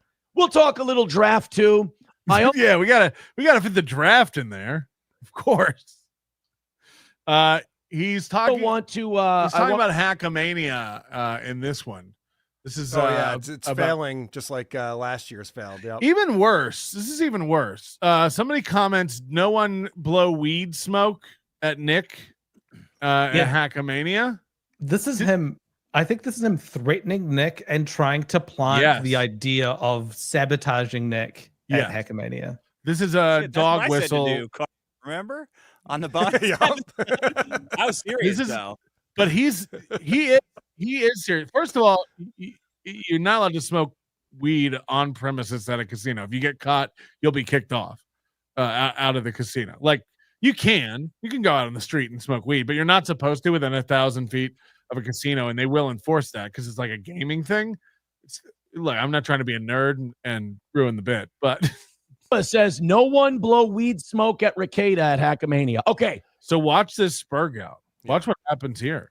You onion people, you're very devious and you do a lot of gay ops. So do not do the following to Nick. Don't blow weed smoke in his face. Don't lace his drink.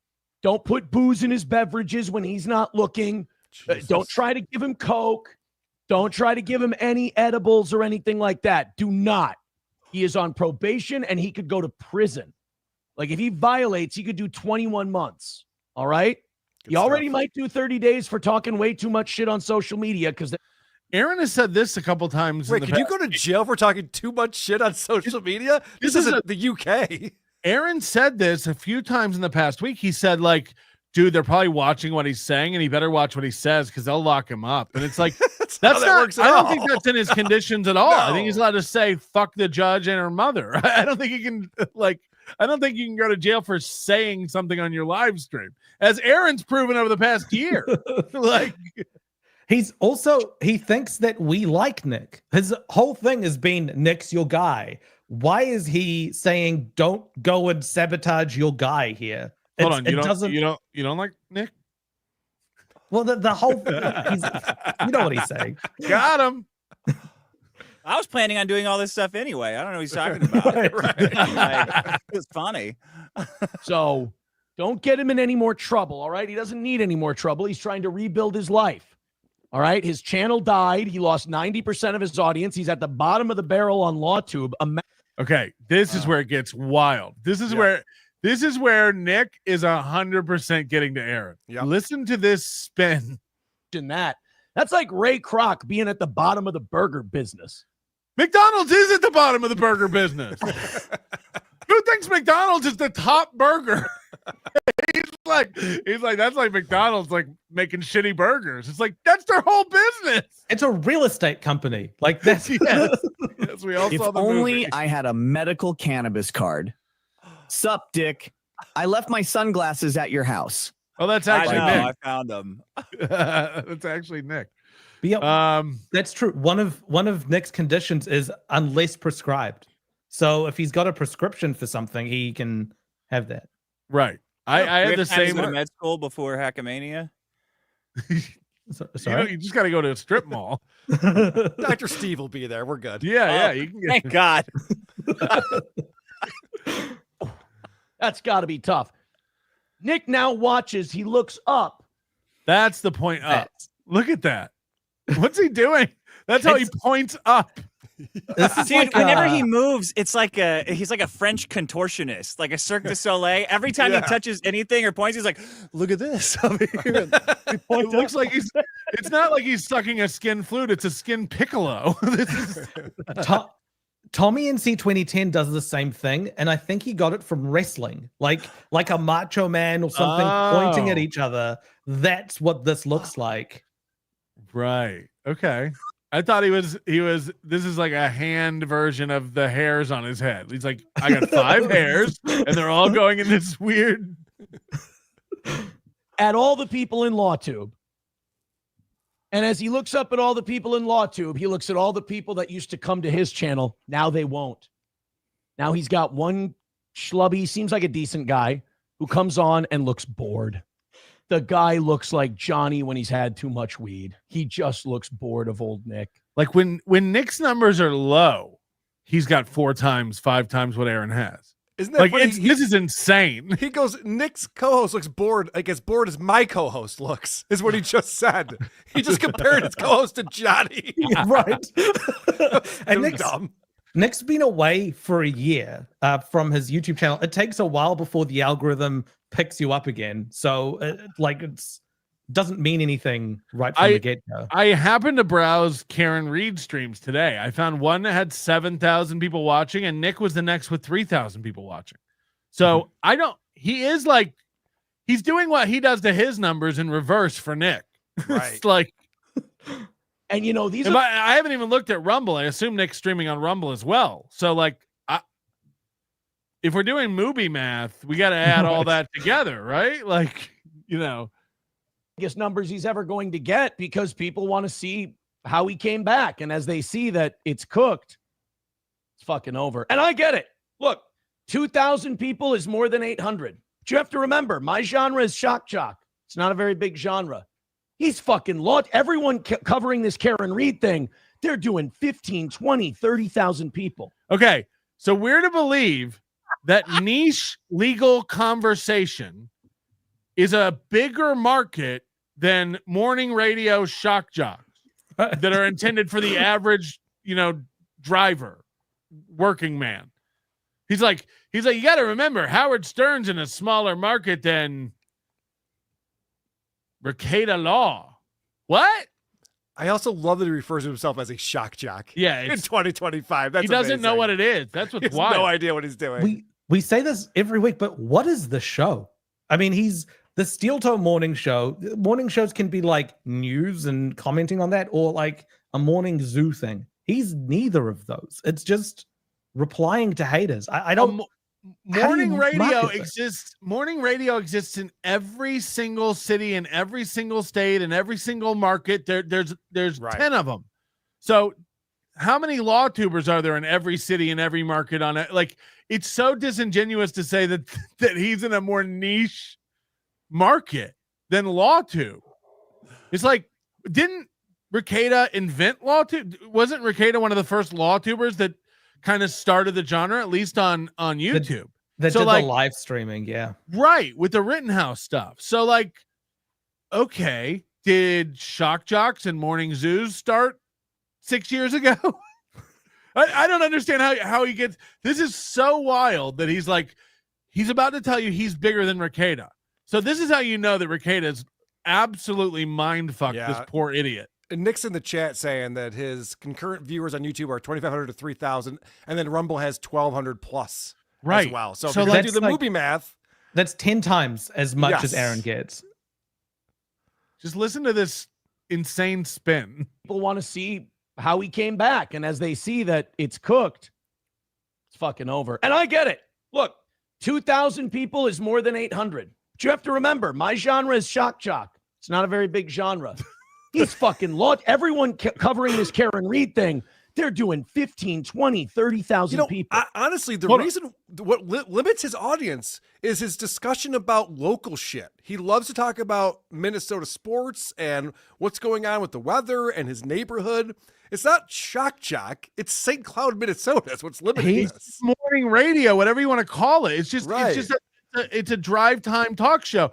If you went to a mall and asked 100 people like they used to in the old days for Family Feuds, do you know who Karen Reed is? Half of them, and people won't believe me, but at least half of them will be like, I have no idea what you're talking about. People aren't plugged into that. Now, again, people in the YouTube channel argue, but you're a self-selecting group of people who are like kind of like watching this stuff. Everyone would be able to name a shock jock. Everyone, whether it's their local guy or Howard Stern, every single person would be able to name a shock jock. Like, so to go like, listen to what he says right here. This is crazy how he has to win. This is how he phrases it. Doing two. So basically, he is lower in LawTube than Steel Toe is in this universe. Feel bad. What just happened? How did he do that? How did he pull that off? He's like, yeah, I get 300, 400 watching me on YouTube. Nick gets 2,500, but you gotta grade on a curve. It's like, what? It's the same medium. It's the exact same medium that they're both using. Okay. This is like trying to make an argument that like the Yankees are more popular than the Montreal Canadiens or something. Then it's like, okay, it's like two different things, and who knows? This is just like very easy to understand. It's like, no, it's YouTube. Hey, he has way Aaron, more viewers than you do. That's it. Eagle Nest cameras are way more niche than shock jocks, and they have 60,000 watching. Traffic cameras at intersections in Kensington, Pennsylvania. Like, what are we doing here where we're trying to like make the genre apply to the number of people watching? It's retarded. Feel bad. He had to fall a long way to do that. The kid's goose is good. But you know what? The kid can bounce back. All he has to do is watch Emily D. Baker. All he has to do is watch Sean. He just has to watch Legal Mindset. Okay. All these people, except I don't know, Emily Baker, I guess she's the biggest one. All Legal Mindset and Sean Criminally, whatever it is, they have like 25,000 subscribers. Nick has almost 500,000. He's doing what gets to him. He's trying to make Nick be upset by going like, dude, all these people are killing you. They're not. Big fat dyed beard Sean is not killing anyone on YouTube. What world are you like? It's so insane. This is like, but this is what hurts him. It hurts him that Melton gets more. It hurts him that Karl gets more. It hurts him. So he's trying to use that to fuck Nick up because that's who's making Aaron feel this week. It's Nick. 100%. I wonder what he thought he would come back at. I wonder what Aaron thought Nick would come back at. Because he was like hoping for Funniest part, I disavowed LawTube from the start. I've been a shock jock who watches trials for years. I'm in a genre. Yes, you're in a genre. You're both shock jocks. Yeah, no, Nick Rekieta, the reason we know about it is because of the Maddox lol suit. Like this all started from the Dick show and comedy shows. Well, he was also doing this thing this week where he's like, and Nick, you got to stop trying to be funny. Stop trying to do jokes, dude. That's not you. We know for a fact. Nick has sent me the text. Yes, that's that. Aaron, after that hot tub stream, Aaron texted Nick, which is almost as embarrassing as the time he texted. Legal Dick Mindset Masterson. is a little punk bitch. It's like he's on the show with us. Aaron texted Nick like, "Hey man, next time we're hanging out with our wives, just lay back and let me be the funny guy. I know it's like probably unusual for you to like be around such a like humorous alpha, but you should just lay back and let me." He goes, "I do this for a living, so you're not going to ever be as good as me, and you're embarrassing yourself when you try to be funny around me. So just like sit back and like let me handle the jokes." It's like, holy shit, it's so cringe. Like, wow. This reminds me of what I text Karl after every show. Like, dude, I know you're trying to be funny, but like it's not working. You gotta. Yes, I know what's best for Nick's kids. Me, the guy that did drugs and tasted cum in Nick's house. Yes. So yeah, this morning he was talking about Pete Buttigieg. I don't know how to say it, but he was saying that he maybe shouldn't be adopting kids because gay people don't have necessarily the best family units. This is the guy with 3 kids with a wife that he's no longer with. Right. Like he no needs matter to. no matter what your sexual proclivities are, 2 parents are probably better than 1. Probably. Yes, but 2 parents are better than 3 parents, and then 1 that comes around every so often. Yes, but he lets them paint on their birthday. You got to remember that. All right, they paint the walls. He just has to watch Kurt. He watches all of these people and how they do it. Nick might be able to rebound. The prayer hands too. The entire you gotta. Here's what you need to. It's got to watch the people who the do it balls right. on this guy to explain to a guy who has a way larger audience than him what to do and how to do it, and whose channel's going the wrong direction. Aaron's losing. Yes. Aaron has. I'm not even kidding you. This is 100% real, and you can go verify it. Aaron has not gained a tick.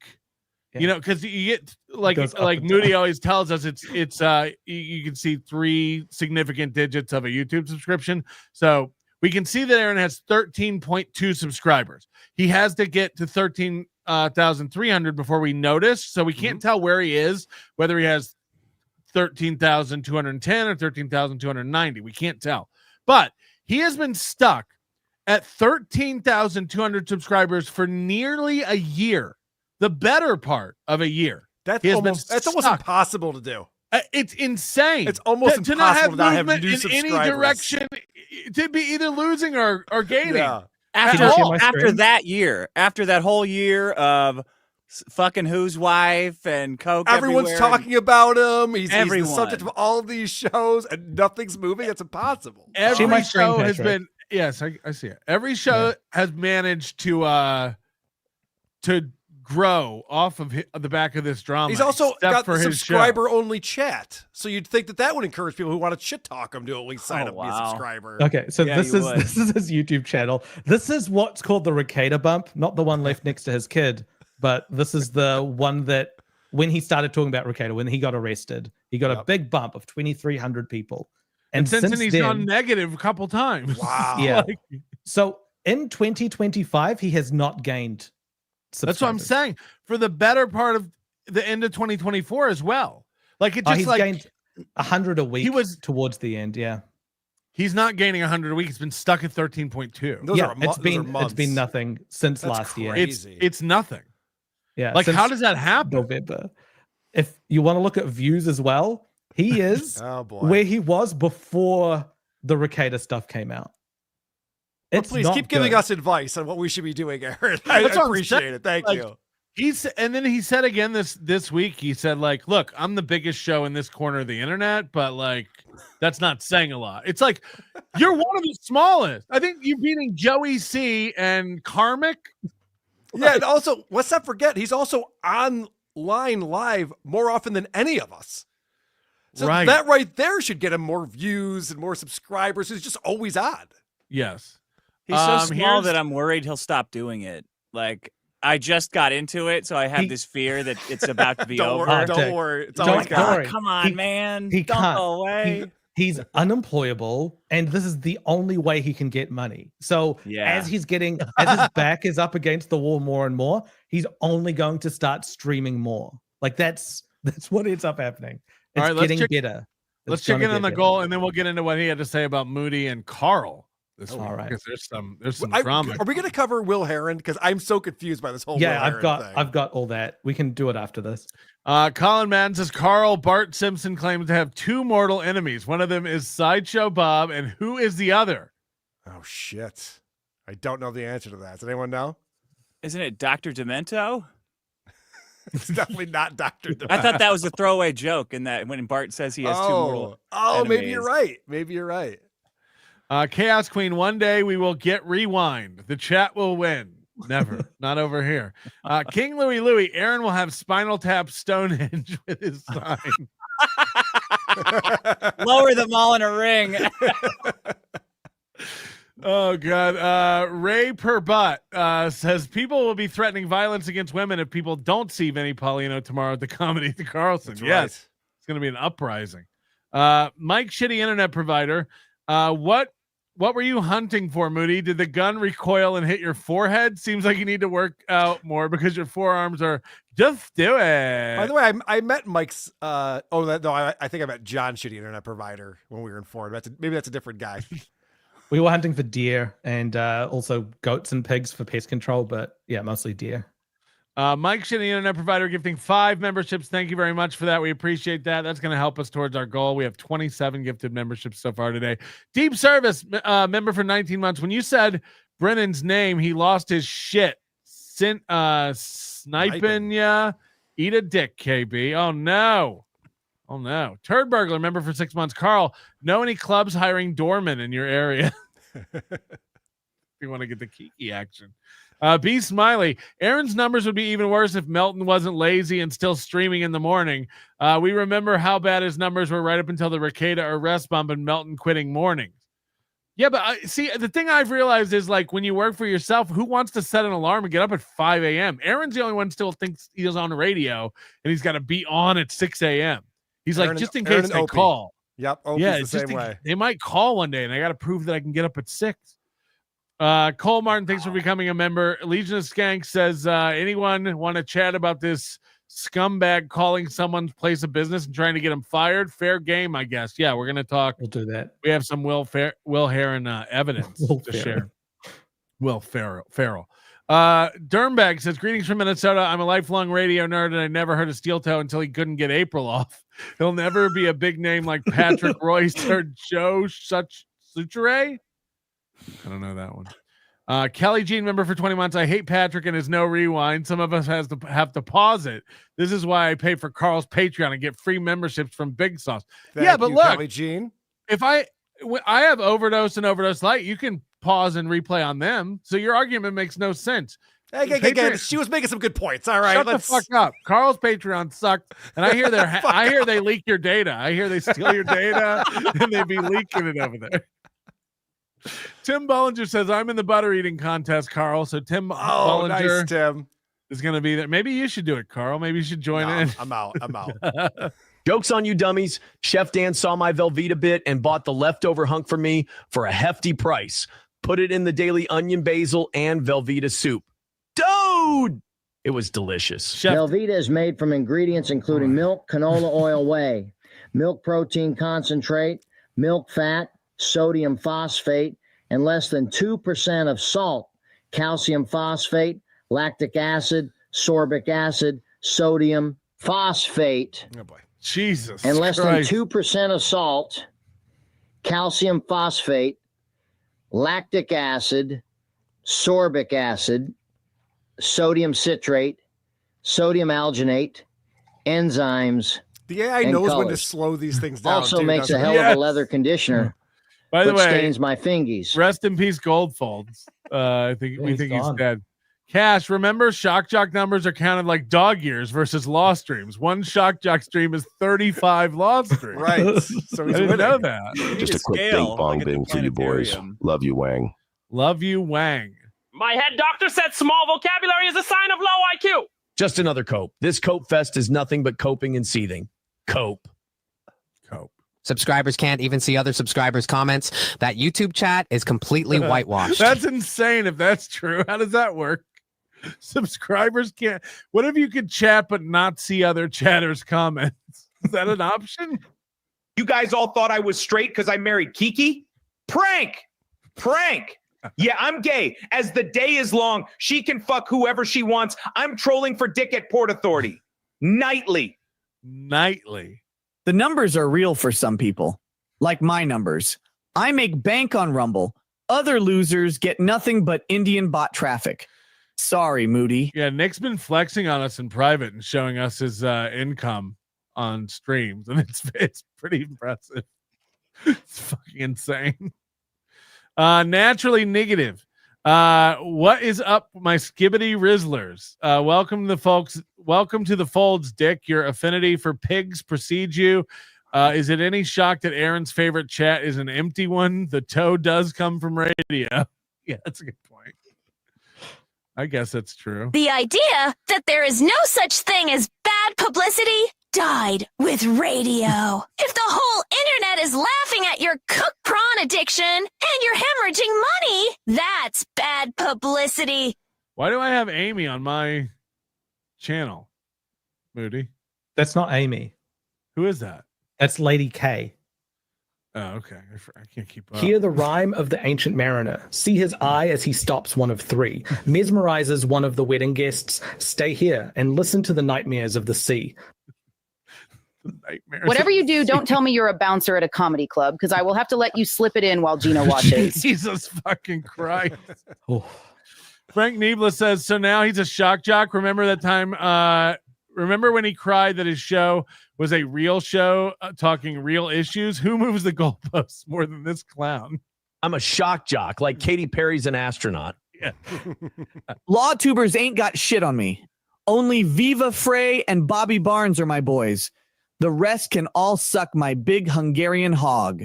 Dyke, get super tips set up on biggest problem. Just do it. I think Dick has super I'll tips try. set up. Coof. Not sure. All right, this is Aaron talking about Moody and who's worse between Moody and Nick. Great. Close call. JH says, Aaron, who's worse, Moody or Nick Rekieta? That's a tough one because Moody has advocated for AICP. Moody. What's wrong with you, man? Come on. Fucked up, Moody. Yeah, I'm going to rallies for it. Like, what are you talking about?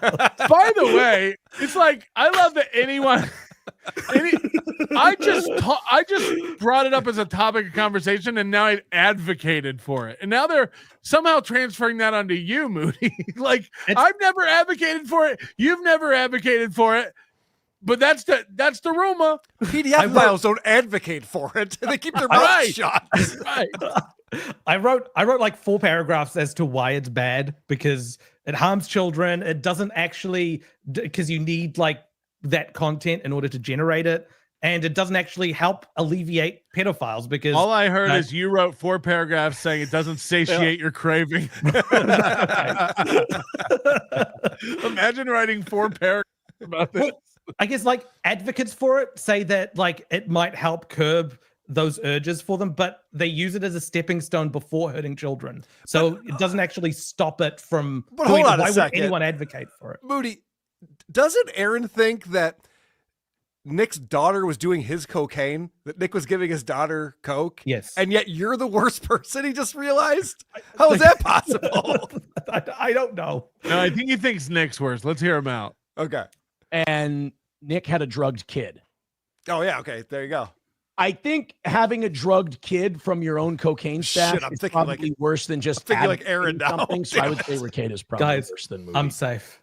Well, I was worried about that. I was worried I'd be worse than Nick, but I can live with this one. That Both was pretty awful close. people. We can all agree on that. Both awful people. That was pretty close. That could have gone either way for a minute. It was hairy. All right, now we have hold on. Oh fuck. This one's just him melting down. I guess like in the middle of that show yesterday, he just started like screaming. Henry says, easy dislike for the toe. I know. Did I not just explain to you?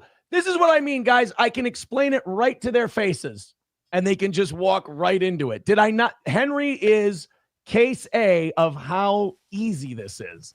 I said, I lure you guys in. You hate me so much. I put it out there so well that you can't help come over because I hate him so much. You understand that's part of the business. No. The hate listeners stay longer than the love listeners. Is that we true? don't hate you, buddy. I would be really sad if you went away. Right. The hate listeners stay longer than the love listeners. First of all, I don't agree that there's 2 categories like this. Guys on the That's radio old- learned that stat from Private Parts, and then Right. it like excuses every shitty podcast on earth. Yep. It's literally a line in Private Parts that was written for a movie. It has nothing to do with reality at all. Yeah. They So say it then on you- Tinder dates. Like, well, she hated me, you know? Yeah. That's the first. We'll be fucking by midnight. And admit it to me, dude. This is one of the funnest shows I've done in a long time. Not a word. One of the funnest. 09 Canyon says it's not crooked. It's aligned with the top of the other letters. They're picking on the sign.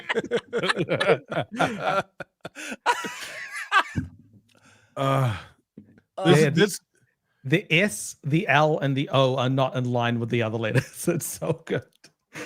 The okay, this one's about Kumia. Now, Pat Dixon had a theory about me going after Opie so that I would attract Kumia to my channel. Believe me, I was shocked when Kumia was in my chat room and super chatting and stuff. I had no clue that was going to happen. But Pat Dixon had a theory that I was doing that to fuck him over somehow. Like, the narcissism that these people have is insane. Aaron's got a theory now about why I'm talking to Kumia. By the way, this comes from a super chat from Citizen M. This whole show, he's been taking ownership of Citizen M and saying Citizen M's back on my side. He's redeemed himself. Like, he's come around. He knows what's up. The person chatting at him is Citizen M.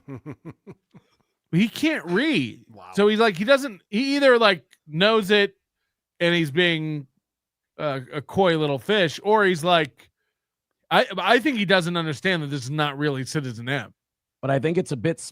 Hold on. Why did that play? Citizen M says NL. See, it's Citizen M. Yeah. But he doesn't. He thinks it's real. He like talks to him like it's Citizen M. Simping for Count Kumia is gross as F. I thought I saw Melton as Superman. Here's why he's doing it. I can't wait. First of all, I didn't know I was simping for Kumia, but all right, let's hear it. Tell you why he's doing it. It's his obsession with Steel Toe. He's like, oh, that makes sense. Need to get Kumia on my side because Aaron sees him as one of his influences. Well, this is nuts, Karl. You ready for this? You're gonna love this one as a radio guy and a Kumia guy.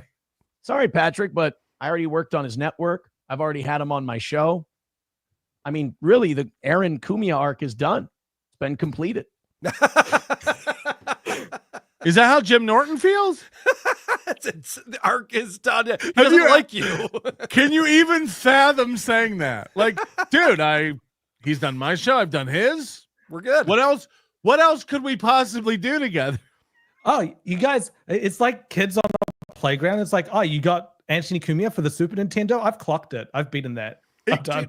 Why am I still with my wife? Why is this arc? Isn't it done by now? We fucked. We live together. Yeah, it's the enough. Karl Jenny Jingles arc is pretty much right. We're like, what are we? This is kind of played out. It's run its course. Okay, it gets even worse. Listen to this. We were both on Compound Media at the same time. We were both on Compound Media at the same time. It's his network. Yeah, he was on the Compound Media the entire time. Right. You're not. What the fuck kind of statement is that? Hey, guess what, Aaron? You're still on YouTube at the same time as Anthony Cumia as well. Right. We were both on Compound Media at the same time. You remember Anthony's window at Compound Media? Yeah, that's part of the time that Aaron worked there. I guest hosted his show when he was out, and I had him on our show. He hired E-Rock and Gino. It's not a high bar. Like, fuck. Really not much more we can do together. There's not much more.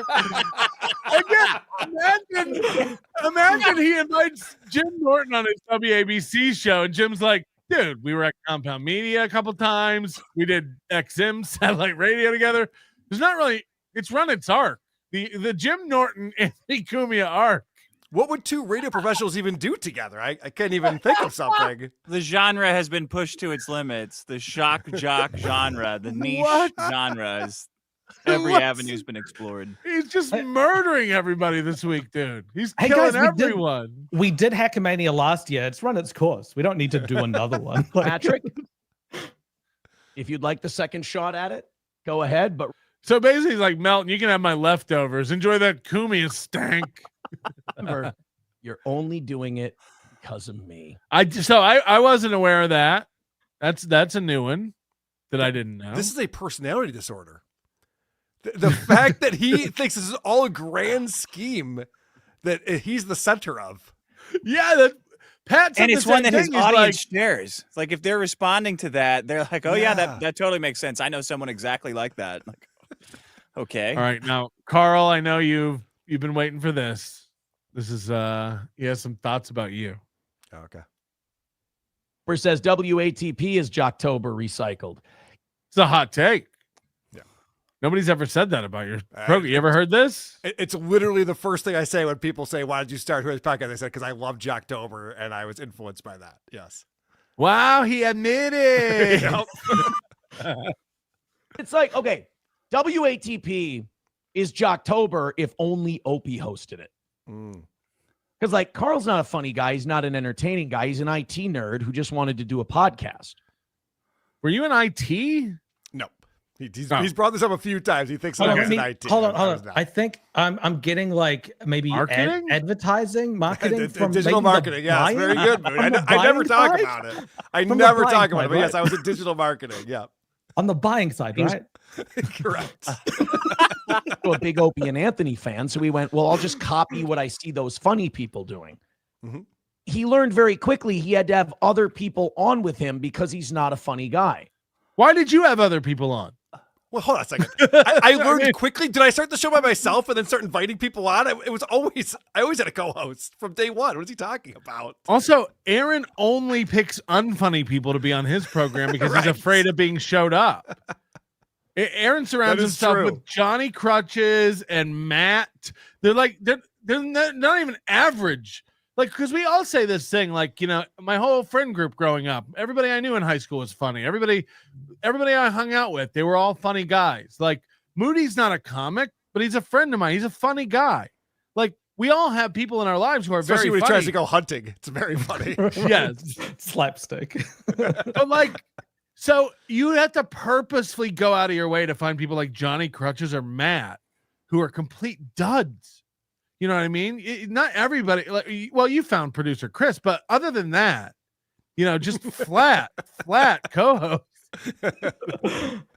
It's like isn't that like what Pauly Shore does? Like he tries to get an unfunny guy to open for him so that he looks better in comparison. I got bumped down from featuring for Pauly Shore to opener, and then he got me kicked off the show the week altogether because he can't have that. Does Pauly know Chad Zumach? Right. That'd be a good give him a opener for him. reference. Right. Yes. Kmart ready. The guy, he's the dork who, when somebody complained that his stream sucked, he doxed their full name because they asked for a refund. Well, you should ask for a refund if Karl sucks. He's still saying this, even though I disproved that immediately. Is that He's how still using movies? this one? Is that how anything works? If you buy WrestleMania on pay-per-view, Yeah, you're like, John it's Cena not won. good? Fuck this. I want my money back. yeah, like that's not how anything works in life at all. And then he catches himself. If Karl does a terrible job and you paid him money, I mean, watching Karl for free is one thing. But watching Karl paying money, first of all, maybe he shouldn't get his money back because that's ill-advised to. Oh. So right in the middle of it, you're having second thoughts? Right in the middle of the diss? Yep. With. But if you deliver a dog shit product, which Karl did, and that guy complains, Karl can't then cry like a baby. All right. And then whine Cry and like a cry baby. for 20 minutes. 20 minutes. As Wow. What's great about Aaron is that, you know, he sees clips people put up on subreddits and completely out of context with people who obviously have an agenda. And then Aaron goes, I know this entire story now. I'm just going to go off on it and fill in all the blanks that I don't know about with just nonsense. Aaron's never sold enough stuff to be worried about chargebacks. Like he's never been through that. But So Moody, he doesn't we understand. played the clip last week on this show. You and me were on Right. this show, and I played Aaron saying that this guy wanted his money back because Karl, he doesn't make fun of Stuttering John, and no one cares about that. So then I played you exactly what happened. I told you that the guy reached out to me and said it was a technical thing, and he was sorry that he did the charge back, and he asked his bank not to do it, and all this shit. It's different. It's different to how he's setting it up. He's saying Yes. it's a refund request. It's a chargeback. That's serious. But yeah, whatever. And then it turned out to not even be. Yeah, it's. I mean, I was we all literally- saw it. We all saw it. So of the people who subscribed to the Dabble House show that I did a few weeks ago with Shuli, it was a less than 0.1% of people complained about anything. So he's acting like everyone hates him. No one is getting their money's worth. Everyone thinks it sucks. Like, sure. Why not? The last clip I had from this show yesterday, and the whole thing is great. We might go over this whole show on my stream later tonight, but this is amazing. This is about Hackamania, which we're all a part of, and how it's not going well. I didn't know this. Gotta say this, Rusty. You might be right about the YouTube chat. They're G's, man. They're awesome. We've got it all curated and nice. Oh wait, no, hold on. I have two. What did I skip the Hackamania one? This is about his YouTube chat being all G's because they've curated it. And we've talked about how you have to be a subscriber for 24 hours, and he's banned anyone who says anything against him. But he loves it now.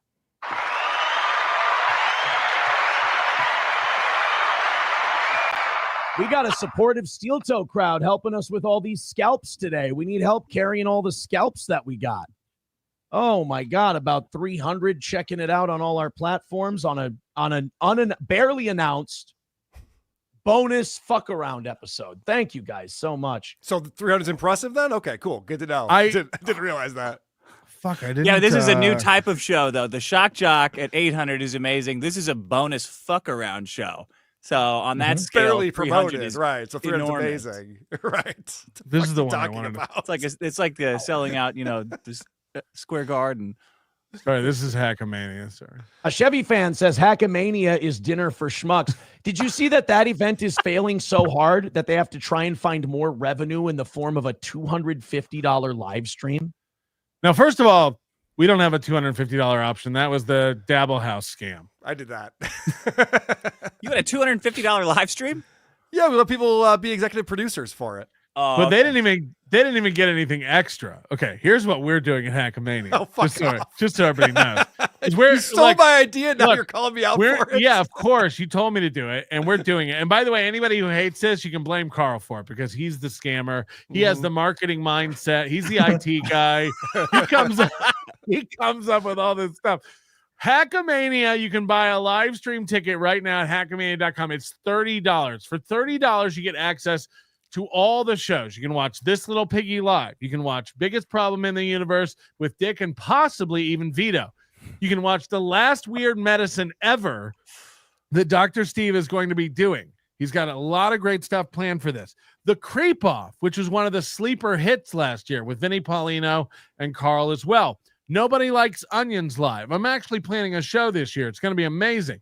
Karl is doing a live WATP. He will definitely go over his time again like last year. And then Tookie and Cardiff Electric with no orange will be capping the night off with an amazing show that they're working hard on as well. You get all that for $30. Streaming passes available for sale now at hackamania.com. What you can also get for $200. That's a deal. Way cheaper than Karl's Dabble House scam. When you buy the $200 executive producer level streaming ticket, you get access to the VIP reception party we will be live streaming. You get access to the karaoke live stream on Friday night, where people will be singing karaoke. We'll live stream that for the executive producers. A pre-stream on Saturday and an after stream wrap up on Saturday night. So you actually get stuff with our executive producer level. Okay, Karl? I don't know why this is confrontational right now. I thought this was a promo. Because last week you went shut him about my face. That's true. That's true. All right, you got me there. I was just watching it last week. He just out of nowhere, like, yeah, speaking of disgusting, have you seen Melton's face? Shut up! No, it's Moody's face. Are there dermatologists in Vegas? Is my question. No. By the time Hackamania rolls around, everyone's going to have something on their face. Moody's already gotten a start on it. Yeah. All right, so let's hear more about our $250 streaming package. Yikes. Hold on, pause it real quick. So the premise here is that this thing is a failure. It's a miserable failure, and that's why you're charging more money for it. Is right. that usually what products do or companies do when they're going out of business? They're like, we're going out of business, so we're charging 300% more for all of our products. This is the problem Chad Zumach and him both have. It's like, they're like, we only charge $20 for our show. Yeah, and everyone lost their ass. Right. Like, And you put zero effort into it because you weren't charging people very much, and so you put on a garbage product, and people got what they pay for. Yeah, You were at a venue you got for free. You didn't spend money on anything, and everyone lost money. You didn't charge enough for the total ticket sales, Chad, to cover your flight and hotel. So how would anyone else make money? Like, fuck. All these He's guys. retarded. I've got $20,000 in hotel and flight bills for Hackamania alone. 20 grand. I have It's to like, fly first class. It's mostly yes, my of fault. course. You sent me your flight schedule. I was like, Jesus Christ. But yeah, like that's their problem is like, yeah, Aaron's going to have his anniversary show at Stoney's, put nothing into it and charge $20. It's like, yeah, that sounds about right. I can't wait to hear, we've heard nothing else about this golf tournament that's in less than Charging for a 2 live months. stream is a definite sign the event is failing. Yes. Eating cheese, on the other hand, I mean, By the way, the live stream will be aces this year. I'm promising you the hiccups of last year will not occur. These guys Vito wanted to try do to some hide- kind of a clip thing, and I said, "Man, that's a great idea, but there's going to be fuck ups during." No, our no, show, shut so." up. It's all. He's like, "Yeah, but they Last love year was a clips." I'm like, nightmare. "Yeah." Last year, you can bring clips. We have your everyone's. If I press play on clip number 1 and it doesn't come out, what do we get? What do we get, Melton? It's going to be. First of all, you're not the first show this year, so all the tech problems will be worked out on this little piggy. That's true. Okay. We're clipping it. No, I've got all new equipment. I spent over 10 grand on equipment. When for all this the equipment is stream. new, that's when you know it's going to work. No. I've run dry runs with it. I've hooked it all up. I have the exact. Fuck you all. You'll see. I'm gonna be a real boy. You'll see. Dick's Worry equipment about your saved. talent. Get Vito there. Dick's equipment saved the show last year, so Yes. Yeah. We won't need it this year. It's all fucking But- and backup systems for everything. all these guys hide behind not trying. Like they'll be like, I'm just throwing something together. We're not even actually trying. And so when they run an event and things go wrong, or the whole event falls apart, right? They're just like, didn't try. They don't know what trying looks like. They're Karl- unfamiliar with it. Karl cornered me last year. And the minute the event was over, and goes, "All right, so next year, what are you gonna fix? Right. What are you gonna do better? What are you gonna?" And I go, "Let me think about that." He goes, "No, you need to right now while it's fresh." And I go, "Ah!" It's gonna be great. We're gonna have a great show. I'm really looking forward to it. Get your streaming passes now and support if you can't come out live. the only thing is Steel Toe is box office, so I need that event to do well. If Hackamania doesn't do well, I'm not as box office as I thought I was. He has convinced himself, and I've heard him say this several times, that Hackamania is all about him. Right. That it's like an Aaron Imholte hate event. Now he had a free chat say that my whole world revolves around him now, and he goes, "I know, that's sad. That's all Karl talks about." I host 5 podcasts. One of them is about Aaron. Sometimes the other 4 he doesn't get this brought one. up. Yeah. Right. Yeah. It's retarded. We want to do the Will Heron stuff. Moody, you want to take the lead on this? Does Aaron give anyone else like a Vince Vaughn vibe? The way he refers to No. himself as box office, you don't think he's like a Vince Vaughn type? Swingers, like in who's Swingers, going for, like I'm money, baby. I'm money. Yeah, it's so cool. You know? But he said, and I think it was right around that time where you just left off. He goes, I know Hackamania is struggling, which based on zero evidence, of course. And he goes, of course, it struggled last year with the bed bugs. He's still doing the bed bugs thing. But this is what I'm saying. Like everything he has, from Melton's a pedophile to the bed bugs at Hackamania to Karl has to surround himself with other people because he's funny. It's like to Patrick dresses his dog up as a martini. right. Like everything is fabricated. Every W he has is made up in his head. And what's worse, I think he knows it's all fake. I've called this out He's forever. not that It's like, dumb. He has it's to one thing to think you won. It's another thing to cheat and then keep going around telling everybody you won. It's Good like golly, I just flipped my car, drinking a pop, eating a Primanti sandwich, and streaming on Route 22 on my way to Johnstown, Pennsylvania. Go out. I sit in my big boy car seat. Hey, buddy. Pittsburgh is a vibrant city in Pennsylvania. Known for its unique blend of history, fucking Matt, industry, and natural beauty. It's a city of hills, parks and valleys, with a significant number of bridges. Thank you very much, Matt. No, it's just like I find it to be like one of the most severe forms of mental illness when you can't stop saying you beat somebody at something when you know you didn't. Or again, like the bed bugs thing. Like you said, like if a hotel casino had an outbreak of bed bugs, that'd be big news. Yeah. That'd be big news. That'd be it doesn't real happen. problem. Right. It doesn't happen. Like, all right, Moody, go ahead. Just before we continue with this, there's one little clip that I wanted to show from this week, this last week, because this is one of the most insane things Aaron said. This will only take This is back when he was on the other side. He's swapped a couple times. This is almost a week ago. But holy shit. Why is he wearing matching? Oh, God. Yeah, check this out. Hasn't learned that phrase yet. I mean, look, the last year of my life has been unbelievable. One of the best years, all things considered, one of the best years ever. But what? I am so glad I got the fuck out of there. What? It's been one of the best years of your life. Lost a wife, lost half your viewership, can't make money, lost your co-hosts, arrested. Hey, come. HRO. You're about to have 2 fucking jail sentences suspended, hanging over your head. Like you've pled guilty to revenge war. What? This is one of the best years of your life? What makes it the best year of your life? Pasta buckets? I don't know what you're talking about. He's like, all of these guys want, like, they talk about me because they all want to live vicariously through me. That's not what vicariously means, Aaron. I don't know. In the past year, 2 women you fucked took you to court. Best year of your life. Actually. I don't even know. That's kind of cool. Yeah, some street cred there. All right. So let's Sucks talk that about they Will won, Harris. but it is kind of cool. So Will Heron and Aaron used to be quite good buddies. Will is one of the Clippers in this universe. I've had a lot to. Patrick's criticized him a lot in the past for being a lazy Clipper. I just think he's lazy, and then he tried to become a guy.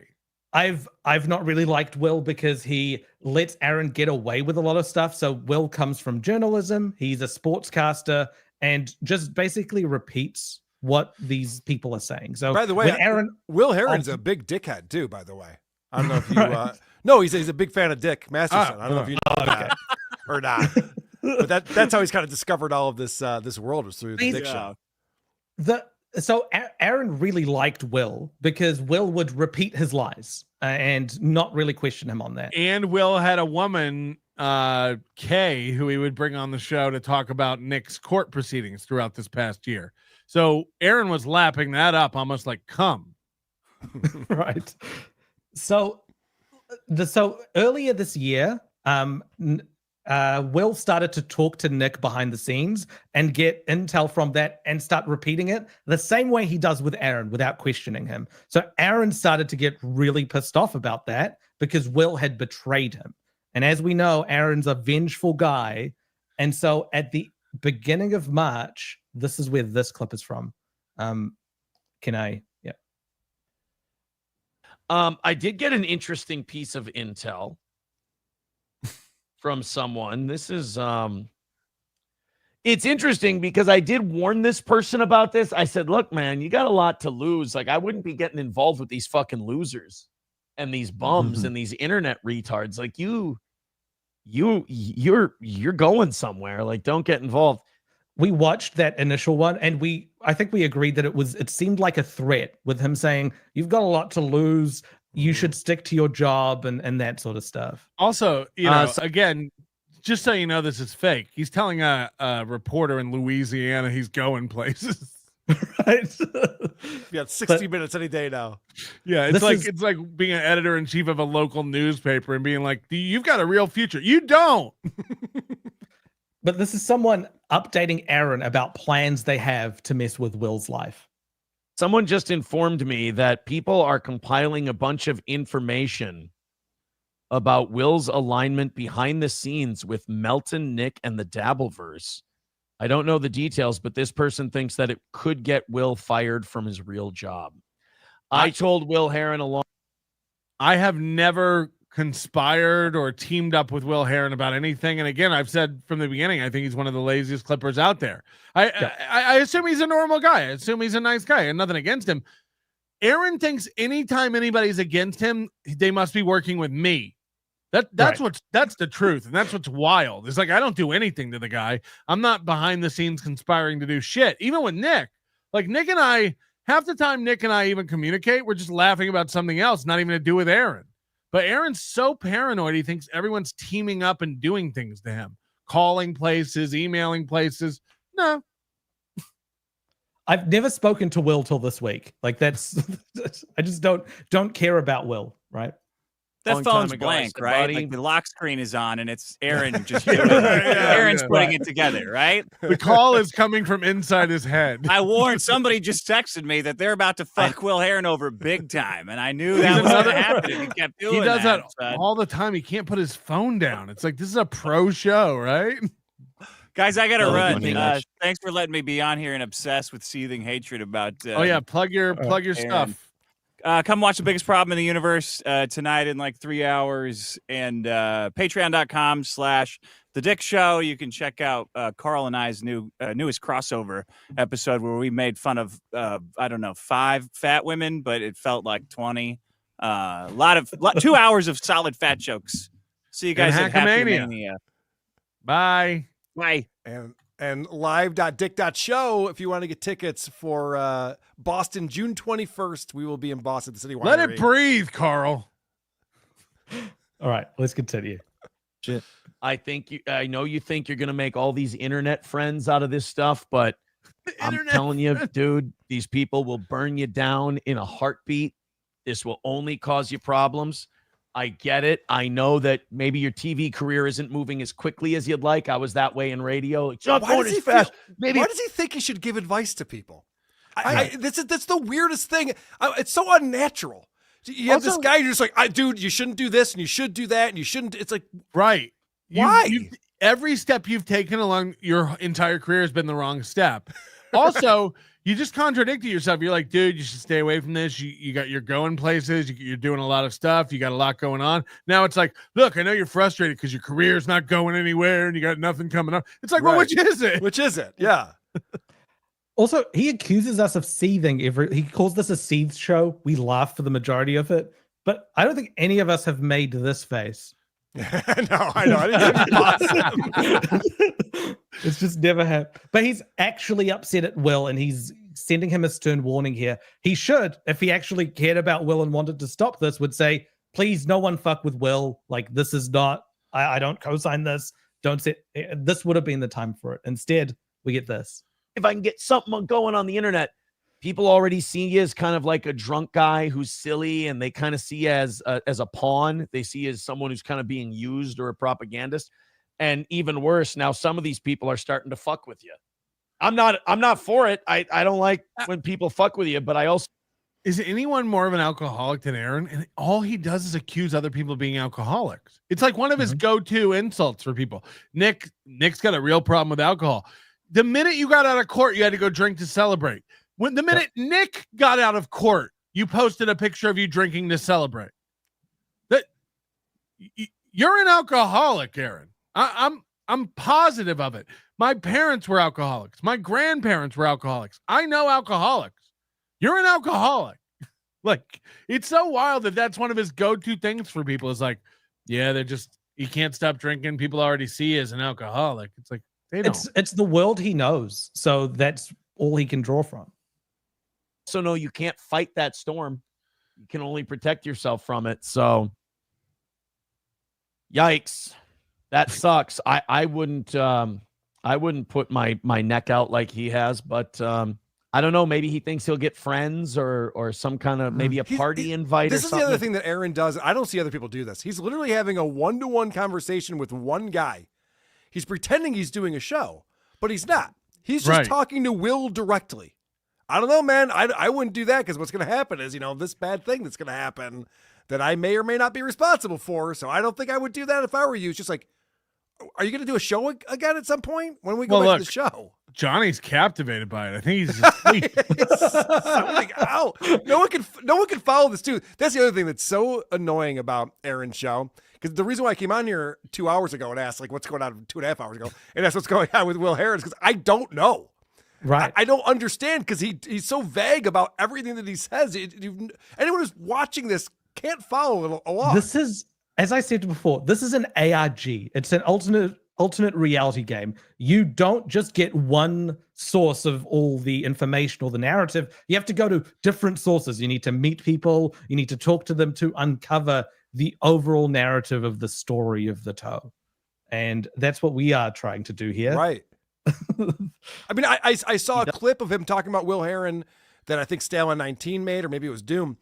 And everyone in the chat, in the comments, is just like, what is this with Will Heron? What's going on? Right. No one knows. Will just started to speak to Nick and repeat Nick's story, and that pissed off Aaron. I think he also asked Aaron one question in his chat, and that made Aaron flip. And now he tries to silence Will because he thinks of him as a dissenting voice because he's a mouthpiece for Ricada, essentially. Does it? I would say it ain't worth it. But I also warned Will about this a long time ago. I said, dude, it's the fucking internet. These people are crazy. They're out of their mind. You have a real journalism career. You can only hurt it by getting involved in this shit. And apparently here we go. It's all holier than thou. I'm warning you as a friend, but it's actually a threat disguised as friendly advice. Yep. So I reached out to Will and I asked him if he wanted to be on the show this week. He said he's busy. He's doing a live cross, but he sent me the messages that his boss was sent. So the morning of that show, the same morning that he was talking about this, these emails were sent to Will's boss. What are the chances? Right? Wow, what a coincidence. So it's hidden here in the back, but it says this person is called heymikelittman@gmail.com. Mike Littman? Yeah, that's what I can see in the background here. Okay. Yeah. So that's the email they used.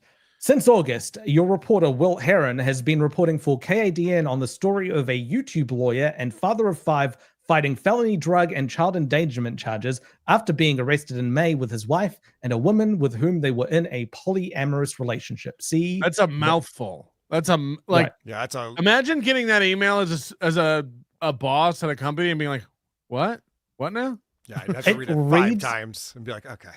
It reads like conspiracy theory. Yes. Right? But here it's like the internet web board fights to make body cam footage. So it's about Kiwi Farms trying to sue to get that. It's an anti-Nick thing, essentially. YouTube lawyer pleads guilty to drug charges. Also not pro-Nick or anything like that. Right. While reporting on the story, Will has also taken it upon himself to become part of it. He's used his X and Twitter accounts. Same thing. Just same thing. To conduct a crisis PR campaign to help Ricada and his wife, while also smearing a former friend of theirs who cooperated with investigations by police and children's services. Now, it's funny that he mentioned the polycule at the top, but he's down here. It's a former friend. Right. That's interesting. Go figure. There's very few people who think of Aaron in this way as a cooperator of the police and children's services. And to even a greater point, there's very few people who would care that Will's doing this other than Aaron. Right. Right. Yeah. Like who's emailing and mad that No one Will's cares. getting involved? Will's inserting himself. It's like, yeah, so's Kiki and Gino and Ethan Ralph and, but none of them. Even if you want to go and say like Kiwi Farms is crazy and they'll contact a bunch of people, I don't think he's on their radar. I don't see Will Heron being a big player from their perspective. It's Aaron and people directly involved with Aaron that would care about this. And more likely that Aaron's hurt because this was a guy who was on his side and this is vengeance. Aaron is petty. Aaron is vindictive. He does it to the closest people to him. Every ex-wife he he has completely trashed and gone after, so much so that they've had to either vanish from the internet or take legal action. Even women he was fucking had to take legal action because he wouldn't stop harassing them. So, like, this is what Aaron does. When you hurt Aaron, Aaron comes after you. Yep. This includes explicit sexual commentary published on Heron's X account. See attached images for just a few examples. Similar video content may be found on his YouTube channel. Get the second one. So again, this is an email that was sent to Will Heron's boss. Yeah. Right.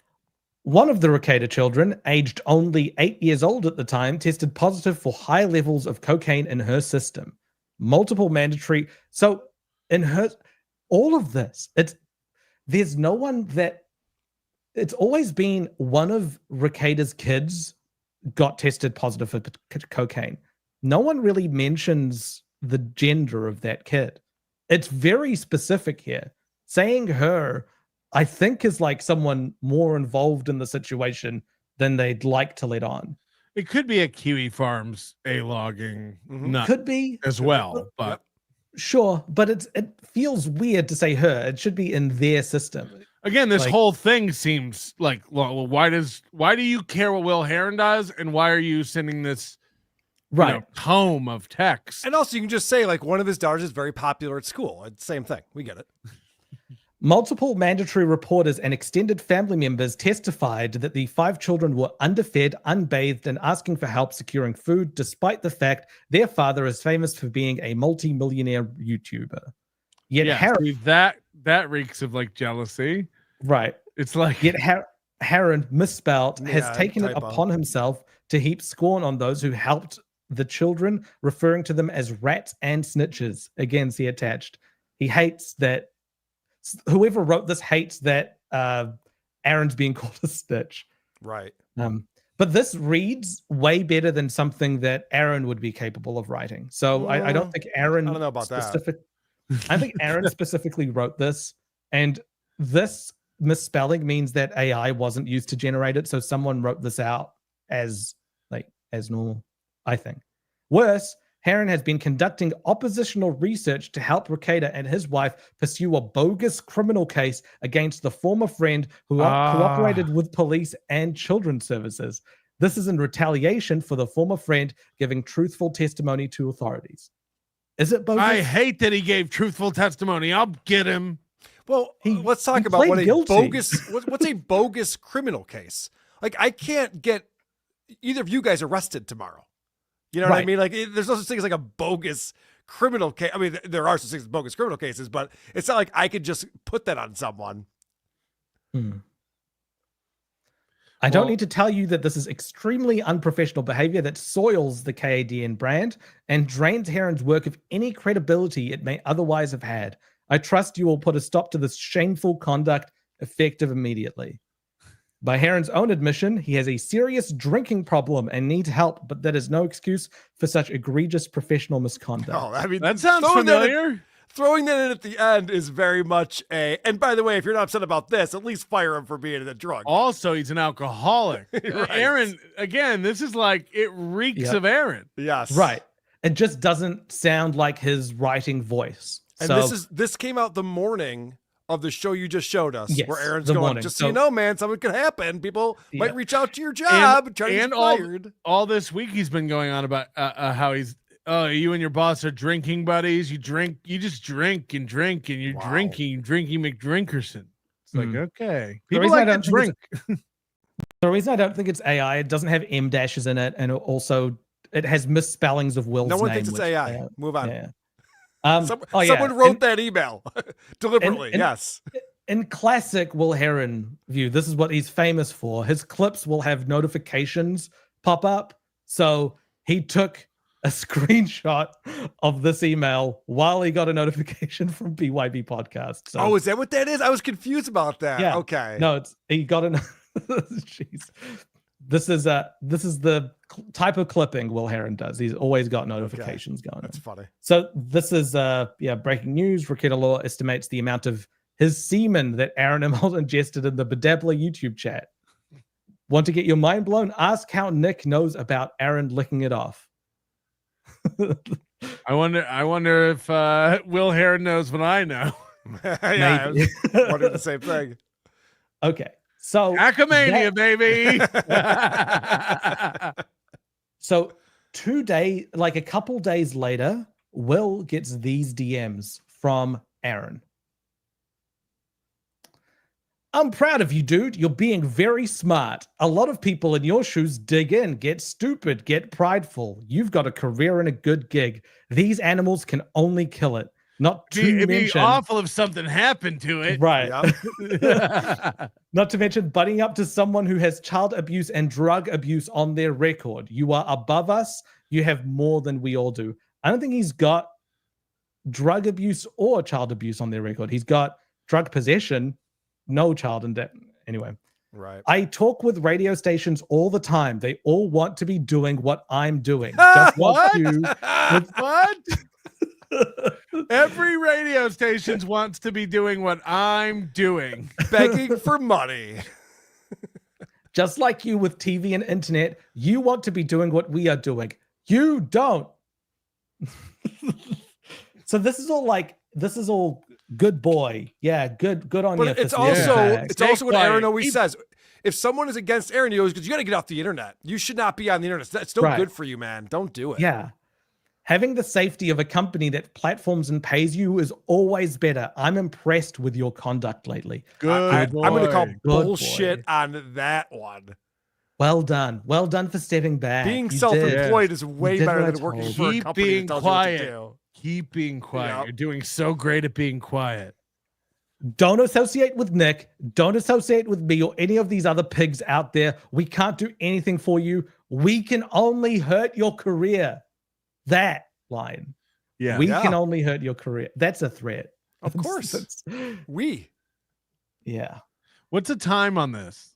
Or I guess that'd be the time. Oh, It's a couple 12:53 days. PM. It's a couple days later. I think It says 12:53 p.m. Yeah. So March 3rd was when the letter was These sent, are- and then this would like be. These 5th are of all May. like right after Aaron gets done with his show. Mhm. Aaron's like reading DMs, sending emails, sending DMs. The email was 11 a.m. They're all like right after Aaron's show, and he's all juiced up about this stuff. So there's a clip here from this week, and you can notice how he's changed, how he talks about Will. Yeah. Same screen. Yeah. Yeah, I got it. old Willie in full-on coat mode today. Oh God, he's relegated to. They won't let him stream. His TV place has basically told him shut the fuck up and stop broadcasting on the internet. You loser. I wonder why. He's celebrating this as a win. Like this right. is what we did. You're letting the mask slip, Aaron. Yeah, yeah. He had to like reply to someone else's tweet, and it was all just saltiness towards me. He didn't like being exposed, that he DM'd me, begging me to be on the show. Aaron, please. Oh, wait, I'm sorry. Aaron, please. I just really need this to stop. All of this shit I started and all of the stuff I actively, voluntarily went into, it's just too much, Aaron.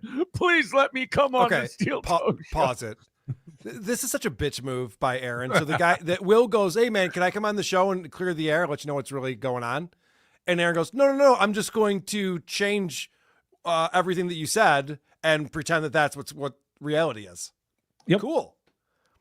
And anyone can say like, "Oh my gosh, I got an email from Patrick Melton." He's just like, "Oh, Karl, you were talking about my face on the show with Moody, and it hurt my feelings, and I still haven't gotten over it." Like, anyone could do that. He said the other day about sending this email, I think he said something like, dude, I'll show you my outgoing mail. I don't delete anything, and that'll prove it. And it's like, well, I guess if you said you don't delete anything, that proves it. And then, by the way, he didn't show it. He just read 4 or 5 outgoing mail messages. There you go. It's like, what are we doing? Like, this is not proof. So, I'm sorry. Just to clarify, because I'm still a little confused about what's going on. So Will Heron reached out to Aaron this week and said, "I want to come on Steel Toe to clear the air." Yes. Yep. But about what specifically? About what happened, the contacting of his boss, all the situation. He just wanted to come and say his side of the story. And of course, Aaron can't let him do that. Oh, Aaron won't talk to any of us one-on-one. But that would be the greatest thing. I mean, Dean, the Aussie guy, Right. when he had the conversation with him, what I was gonna say was one of the greatest moments of the year. Because he was like, dude, I don't like the way you went about it. If you contact me, I'll be happy to do an interview. And then 2 seconds later, you know what? I won't. Because you're asking the questions you're asking are too good. Well, I'll talk to Ray DeVito or Hughesy. No, he literally says just like, oh, so you're just like trumpeting what Reddit's saying, or you're just repeating Reddit. Meanwhile, everything he says about me is just shit he saw on Reddit. Right. He said today, like, MN Records has never told a lie. It's like, oh, the Kiwi Farms account that posted the documentation that you beat April. Mm-hmm. Yeah, okay, cool. And I just sent him a 2-word response. Absolutely not. And then we fucked with him brutally last night. And the anti-steel toe people, they're big.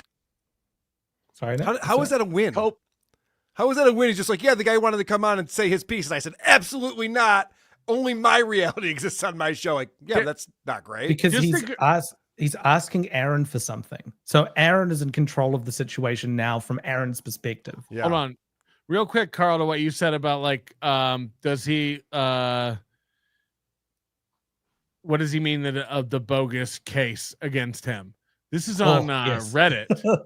This is on Reddit. Listen to this. Listen to what he says here about his case against the Kayla revenge porn. Right. Case. A 3-year-old standing on a dining room table. It's the most unique look I've ever seen. I can't look at my screen right now without tilting my head my own damn self, trying to see if I can magic eye this thing back to straight. 2-year-old Latrance Battle allegedly approached the victim while wearing a black t-shirt with the letters IPE printed on the front and presented a business card that— Wait, she wasn't the one. She was the one who pretended to be the ICE agent. I thought well, yeah, why would the one who was the victim of the crime have a mugshot, I guess? Well, I mean, I guess I'm the victim of a crime. I still have a mugshot. What? Yep. In the Kayla Ricada revenge porn case, he's the victim. What? Either that or the violation of the HRO. One of them. Well, what did he get a mugshot for? I think it was when he got picked up for the Kayla Ricada revenge porn case. One of the greatest mugshots anyone's ever seen, by the way. That's when he got dragged in to court. Yeah. He was looking great. Are you done with this one or no? No, there's still more. With the Will Heron thing is he's Aaron nuts. called Will's job. I wouldn't know the phone number to contact Will's job. I don't believe it's really funny to watch NLO fans accuse someone else of doing gay ops, seeing as we've called you guys out accurately for the I same wasn't thing doing you- shows. I haven't said shit. I don't know anything about this. I wasn't doing shows.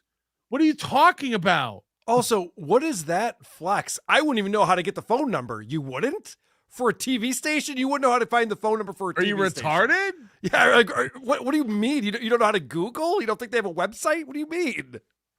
Hey, Cardiff's kids. Numerous times. So we got Will reeling, we got Will salting, but he has to reply to other people. And also, Will, not a good idea to say to take shots at my platform when literally you have to beg to be on my platform to reach any kind of audience. I think he asked. Oof. Tough shit, kid. Tough shit. All right, come on, why can't you get on Ricada's streams? He's doing the trial stuff. I'm sure he'd love to have you on as a guest. You guys are buddies. Come on, you carried all that water for him. You gloating Aaron. I'm going to reach out to Will and get him on WATP, a bigger platform than his, because now I need to know what Will has to say. Right. And you peddled all the lies. Remember? Come on. It's a lock on the felony, Will. You got this, kid. Nick. Nick, your ex-boyfriend's being mean to me.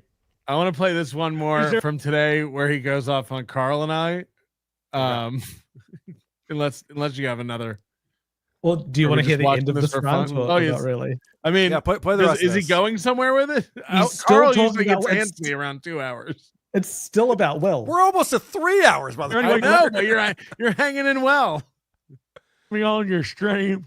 And Ricado wisely, because he's doing his comeback, he's doing his trial stuff now. He's wisely just like, yeah, get the fuck out of here. Who are you, retard? Get away from me, horse teeth. Go back to the stable. I'll throw a sugar cube. Get the fuck away from me. That's how that works. Yep. The cope from the anti-steel toe crowd is, well, Aaron mentioned this Jim Parker guy, so that's cheating. That's Will's boss, supposedly. Mm-hmm. By the way, look at that stare. Yep. Yeah. I won. Just admit that's why you're upset. I beat you again. I beat your boy. Another one of your golden calves that you build up. We're going to destroy Steel Toe Mania with this one. Whose golden calf is Will Heron? Also, what are you talking about? So, again, guys, I'm sorry I'm confused. I'm not understanding the story arc. What did Aaron do to win? So if he had nothing to do with the email, it's a went to Freudian. the boss, Exactly. then what's the victory here? What's he talking about? Okay. There's either no victory or he was involved with writing the email. Right. Like that's what an idiot. Drop this one like I have everybody else. Guys, get used to you losing to me. You do it all the time. And we're really enjoying ourselves over here. We nuked Will last night. This is just kind of the cleanup section. By nuking Will, he means he didn't let him on the show. Enjoy.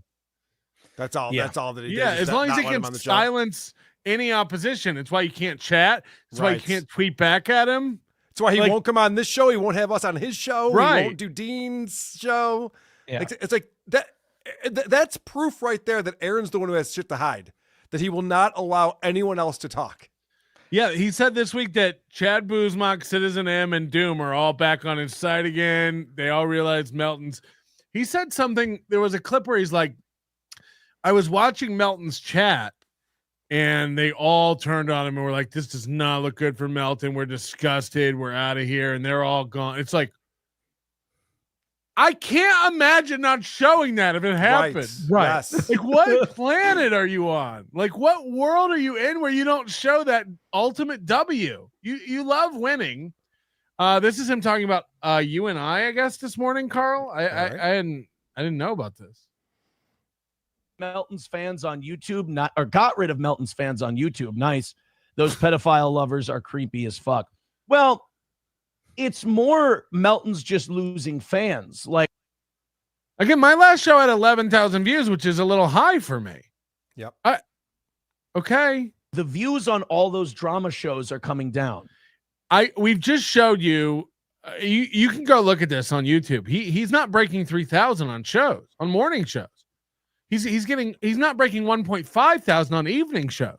Also, somehow my channel, since Stuttering John stopped doing shows, my channel has grown a lot in this past few months. So the idea that he's going to all these other shows are just not getting views anymore. Based on nothing. Again, I don't know how this self-soothing you're doing by just lying to yourself is so insane. Right. Like I saw Kevin yesterday. Kevin was like in the low 600s. Yeah, that's which what I was is talking about fine. I earlier. mean, you can make a living doing that. You can do a good show, but that show used to be like in the 1200s. And then Patrick, he can't even do the steel toe stuff right. And I think people are starting to see through him. I told you about it 2 years ago, but everybody gets to it on their own time. People realize, with my personality, I'm a little divisive. So people take a little longer to come around and see that I was right. But he's down in I've seen everything from the 400s to the 600s. What? Like what? 1,100 currently. Yeah, we were over 12 for a while. Meanwhile, Toe just keeps plugging away at 700 or 800 and doing our thing. We had 1,000 on again. The last show I did, we had 1,000 watching live. He's so insane. When you don't rely on drama and then the drama dies down, you can still keep your numbers. Pretty crazy. Yeah, but you're not keeping your numbers. You're not growing. Like this we've been playing so many examples. I'm talking about drama shit all week. This whole week has been all this he talks drama about. stuff. He's just like, these idiots who just rely on talking about other people's shit. You must have forgot about the Katy Perry story, and he did a quick thing about the NFL draft. What does that mean that this show about him has way more live viewers and will get way more views than shows that he does? How does he spin that into a win? He says they're all his fans watching. That can't be true because those people would be watching his show. His show. Right. So that can't doesn't be true. That never happened. see that Patrick tried to go back to mornings for a little bit? Oh yeah. First of all, when? This is great. I don't even know what he's talking about. Like, when did I do that? You sniped his morning show a couple times.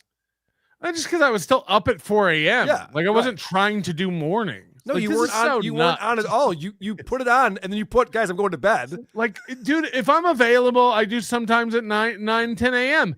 If I have stuff to do, then I do afternoons or evenings. Like I don't have a time slot, like you said. But he's about to tell you I went back to my normal time slot.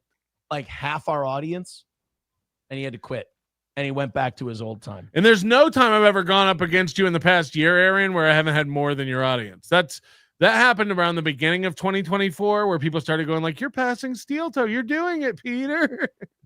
And I was like, brutal.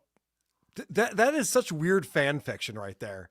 He's like, yeah, Patrick tried to go up against me, but he had to quit because he had no viewers. Like, dude, this is all completely made up. He's the guy who talks about fan fiction all the time. Also, I don't even care if I had 200 watching and have a great time doing a show. We'll do a member. I think they watch me do the members only, where it has like 400, to 500, and they're like, "Wow, he's really fallen off." It's like, okay, Sure.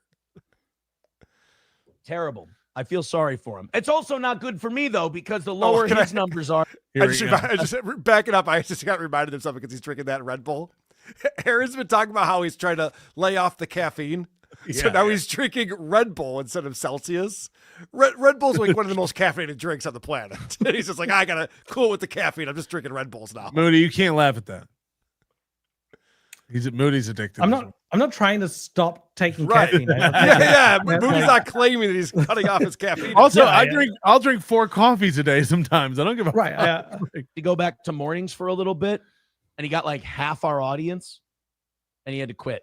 And he went back to his old time. I had to quit. Yeah. I'm not like you, Aaron. I don't freak out if my numbers are low one day. Like I don't run and go, I guess I won't do mornings. Like, what are we? Brutal. Terrible. I feel sorry for him. It's also not good for me though, because the lower his numbers are, the less box office I am, which kind of sucks. So I should probably see if I can do something to pump him up. I know good news. He's doing very good numbers. So there you go. Struggled last year too. I mean, especially with the bed bugs. So yeah, he's brought that up 3 times in the past week. Yeah, he still hasn't worked out that Lance is a spoof. Like he's fucking with him. No, he doesn't know that.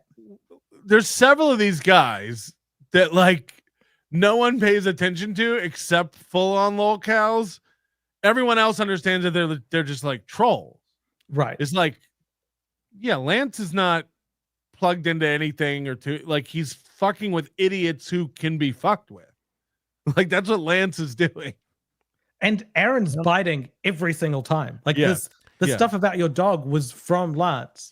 Well, yeah, like Lance posts nonstop, just like things like oh, you gotta admit that Aaron really handed it to the haters today. He's trying to get Aaron to bring up Lance. He's what he's trying to do. Does Aaron not have a brain in his head? Like, I understand he's being manipulated by these people, and it's very fun to do that because Aaron's very gullible and wants things to be true, so he believes them. But in what world do we do Hackamania and it's a complete failure and a disaster, and we decided to do it again less than a year later? How would that possibly happen? Well, he does he does like anniversary shows every 3 months. Yeah, he's about to have a golf tournament. People drive to whatever the biker bar is called.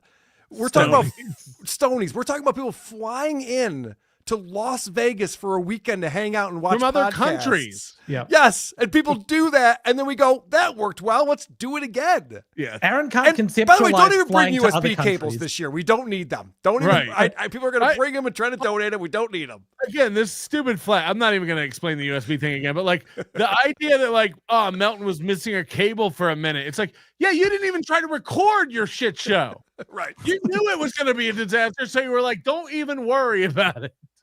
Like, maybe my box office appeal is going down.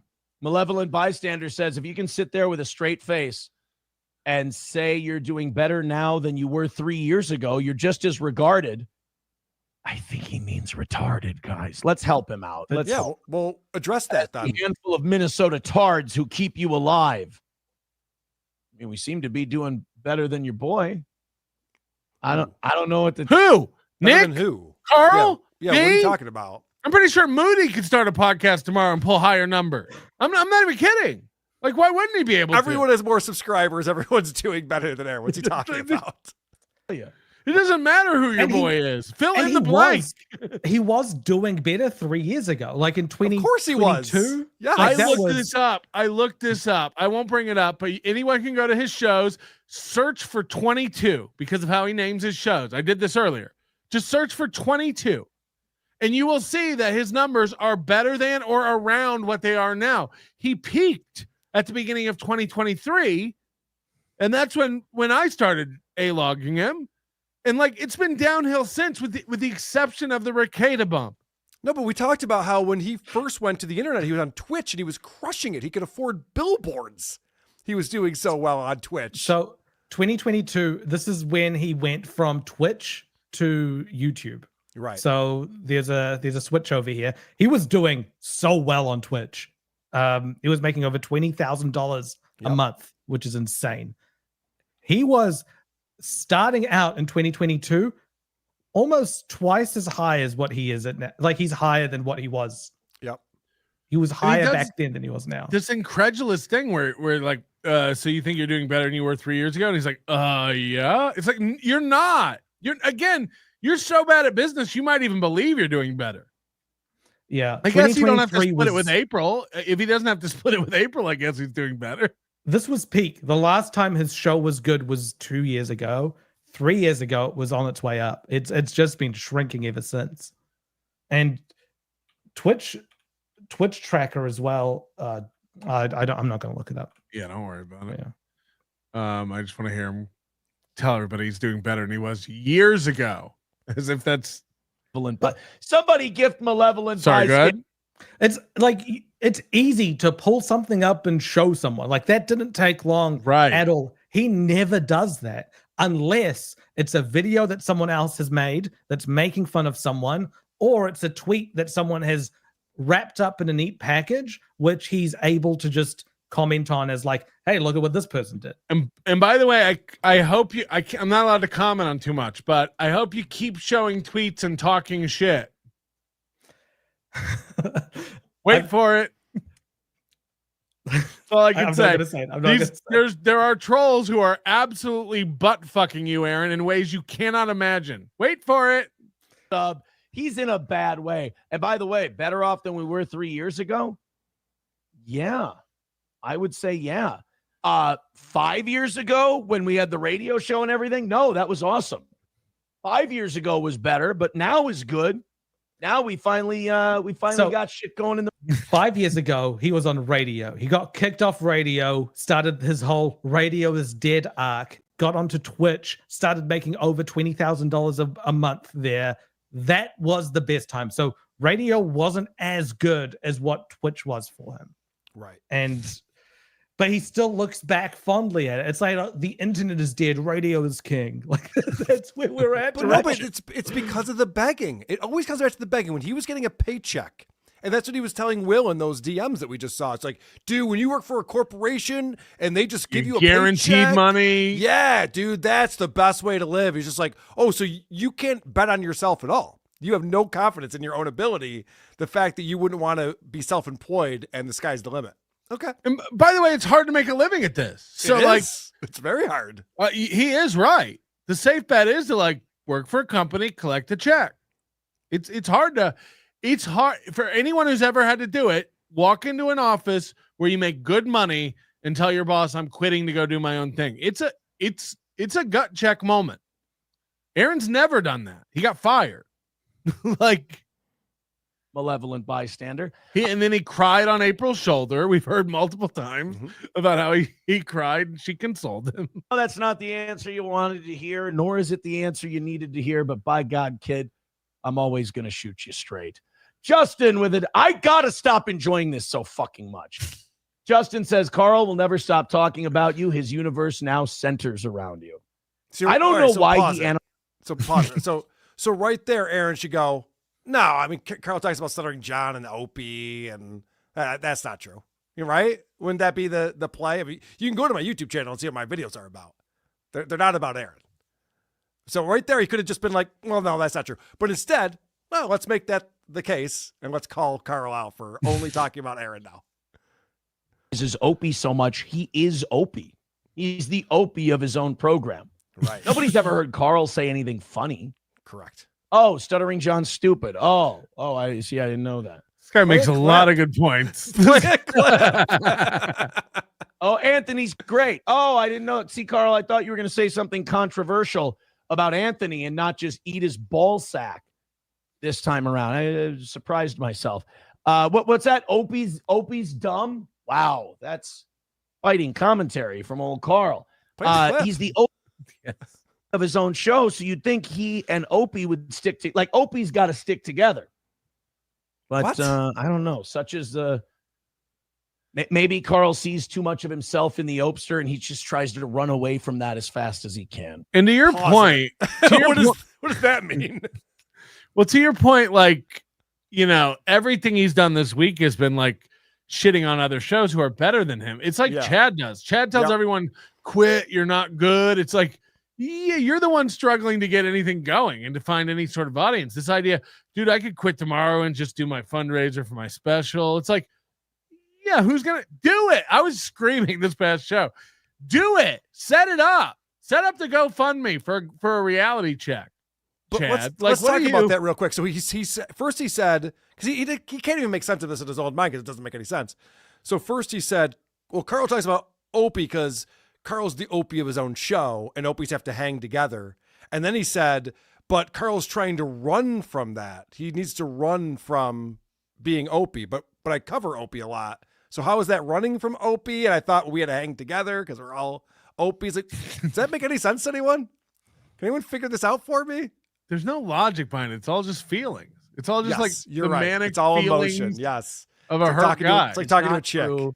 That is inaccurate information. I would appreciate it if you printed a retraction. Shuli and I are not digging tunnels together. And I believe the kids call that, if you're digging tunnels together, they call that tunnel buddies, right? Shuli and I would be tunnel buddies. Shuli and I are not tunnel buddies. This I can promise you. All right, guys, let's continue on. Keep violating the terms of service. What kind of show says, let's continue on? Just constantly in the middle, like, all right, guys, we're going to keep going. It's like, yeah.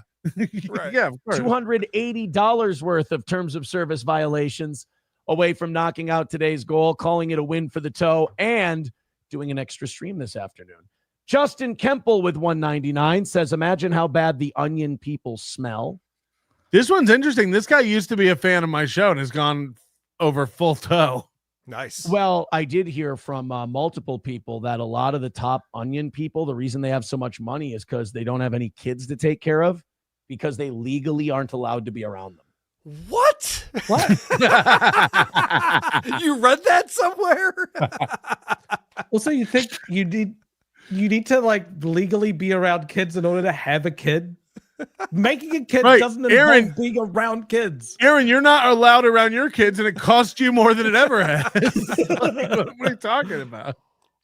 And that makes a lot of sense because you really do have to be a completely broken, stupid individual to watch that guy lie to you over and over and just go, okay, I guess that must be right. If I had an audience like that, I don't think I could do a show. I got to give Patrick credit for that. He knows how to work the lowest common denominator. One of the shows plays the clips. The other one does not. Who do you think's lying, Aaron? Like, I think Patrick and I are more on the same page. And he and his audience are on the same page. Because I've gotten Patrick from Jump Street. I've understood him. His audience doesn't understand him, though. He knows how dumb these people are. And he's like, God, I can do this effortlessly. I can make shit up. I can be proven wrong by Aaron numerous times. I can be embarrassed by Aaron numerous times. Dude, embarrassed me all the time. What are you talking about? I'm constantly like weeping. But these people hate Aaron so much that they'll just believe me. I actually applaud Patrick for that. The fans. So in Aaron's mind, he's so hateable that people with zero talent can build an audience because they hate Aaron that much. That's not a good thing. That's not the flex he thinks it is.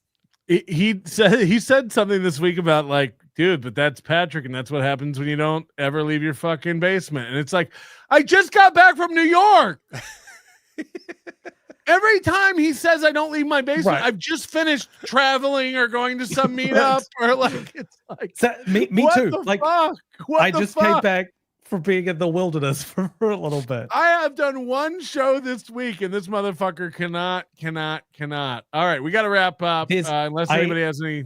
I do have a bit of Dabbler gossip.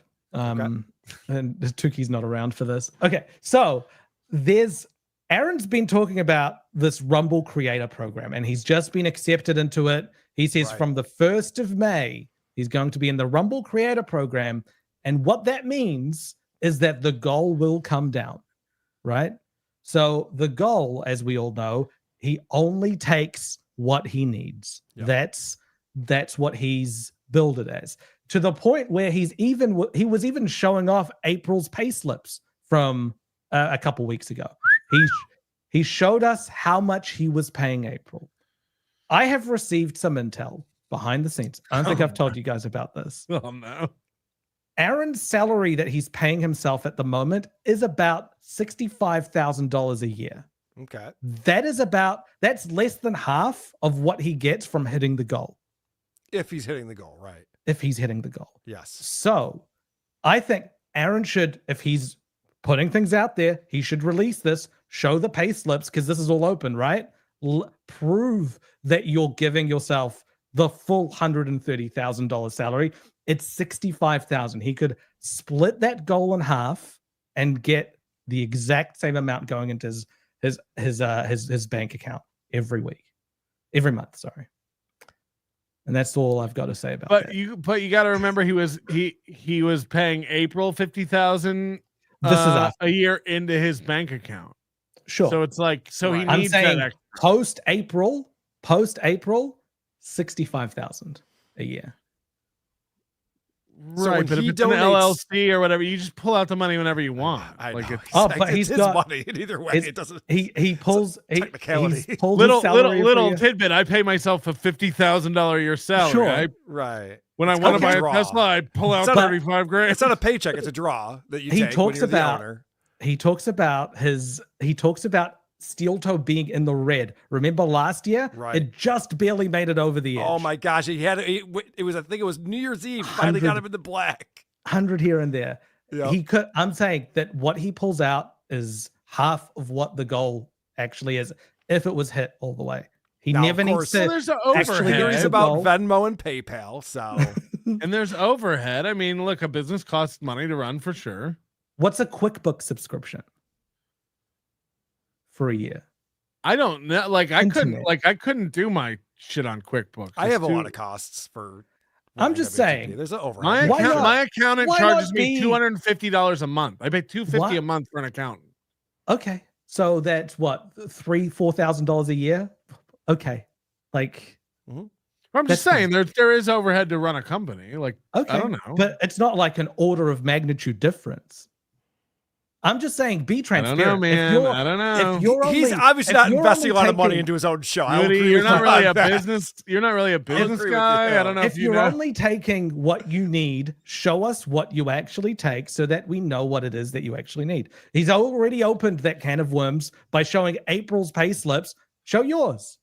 That's all I. Healthcare. What about healthcare costs? If the company pays he's got that? healthcare, you think he's got healthcare? I don't know. Maybe he gets it from his kids' healthcare. Does it go? Can you get it the other way? No, I don't think it works that way. I have healthcare through my kid's school.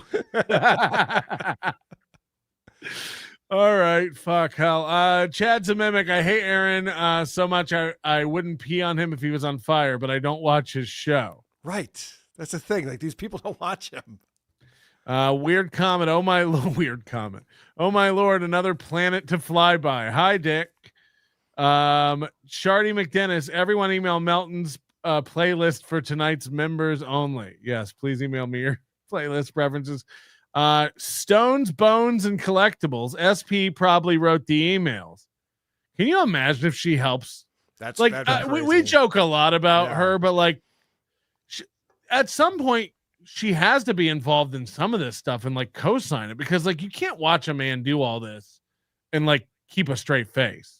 It's it's insane to watch. If your spouse was doing this, wouldn't you be Why don't you get a grip? It's like, or you have to be so far into it that you can never get a grip. There's no middle ground. Yeah, I guess. Artist formerly known as Clyde. This wasn't Aaron. This is a typical sector Spurg behavior. Someone is trying to stir the pot and play 4D chess. It will get worse for everyone. Ooh, interesting allegation. Six String Man. Aaron's biggest problem is that you can only play clips that exist. Right. Yes, that is a real bugger for him. Jeff Eastman. It's funny. I just gave Karl money once a month voluntarily. He never has to beg like the cum eater. Yes, thank you very much for that. How do you get them to do that, Karl? Jesus Christ. Patreon.com/Who Are These Podcasts. You get 2 bonus episodes every single month when you do that.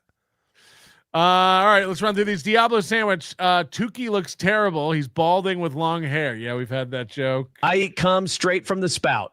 This is real shock jock shit. Cope. Seethe. Cope. Seethe. Piggy loves his num-nums. He will do the Seethe. butter. He will do the butter. I'm telling you. Why does the steel toe boot also have steel tread? Yes, also, please remove the nerd with the 3D printer. You know you can't see the steel on steel toe boots, right? It's because they're tap shoes. Yeah, because he's always dancing. Why is Masterson starting off like starting off like a Manchurian candidate? Oh wait, I've seen that shirt before. Staring off or starting off? I don't know. Chad's a mimic. Aaron blocked me on X, wishing his cup holder a happy birthday. Oh no! Love me some grand MFDU. Hamdee-da-la. Is that real? Hamdee-da-la.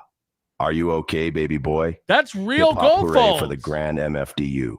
Hamdee-da-la. Well, that's good news. He's back. He's we thought back. this guy was dead. It's good news. And it's Friday, so he's going to be promoting Red Bar tonight, I'm sure. $2K for equipment, 0 USBs purchased. Right. I'm going to show you all this year. Please buy your Hackamania live stream. Fuck you. Fuck you all. Patrick, I hooked up all the wires for Hackamania. Now we can laundry the money like you said. I too am gangster. Laundry stripping or money. I am box office in the sense that nobody goes to the box office anymore.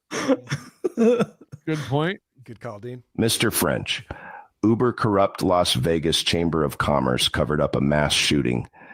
You think they couldn't bury a hotel bed bug story? You are adorable, Mr. French, and your pal Grand Mefdu, too. See, when he makes sense, he's funny. That's funny. Self-flagellation much? That forehead is all Ramadan. Home to Dila. Love me some Mr. French. Live tonight. I knew it. Mike David. Red Bar, live tonight. Live tonight. 2024 Wasabista. 2024 was Aaron's best year ever. Tasting Nick's creamy, dreamy cum far outweighs a year of divorce, arrest, business failure, and international mockery. Whoever sent this in is a real hero man. Oops, hero person. Slam Piece helped me write this. Another huge win for the toe. Peas, as it were, you missed a Matt super tip sent before the show started, if you will.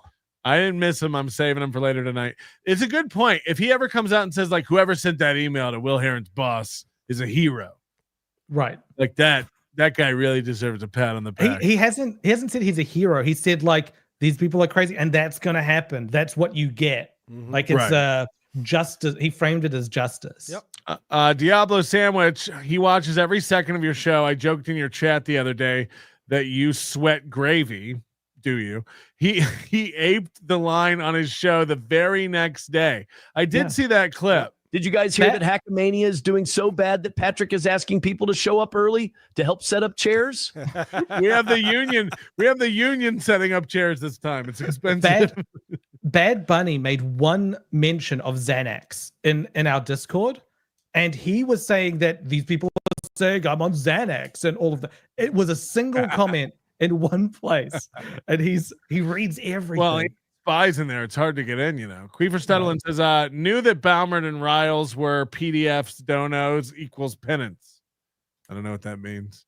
Oh, that's their penance. Waver says this fucking rocks, but hey, Bauer is live, and imagine rating his show right now with 1K viewers. What say yous? Probably not. Hey, baby boy, I'm not dead. I took a hiatus to renovate my Red Bar shrine. I attached a shop vac at waist level, just below his portrait. Oh yeah. Baby boy. Do you think it's somebody using Goldfoot's voice that brought him out of hiding? Because he's been gone for like could be, months. I really thought he was dead. I was like, or if Mike David's actually doing a show tonight, he might just come out of the he comes out of his coffin. Moody, your Indian dot is not centered correctly. Let's get on Photoshop. That's great.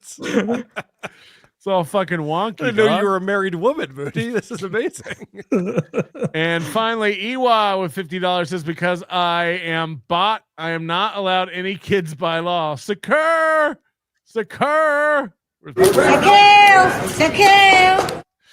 Thank you very much, Ewa. That's going to do it for us today on this Little Piggy. Karl, thank you for staying for a supersized episode. Well, you know, I've actually been watching the Cubs game this entire time. Full disclosure, they were in a rain delay, so now we're in the bottom of the 8th. So I've been able to have some entertainment. No spoiler alerts.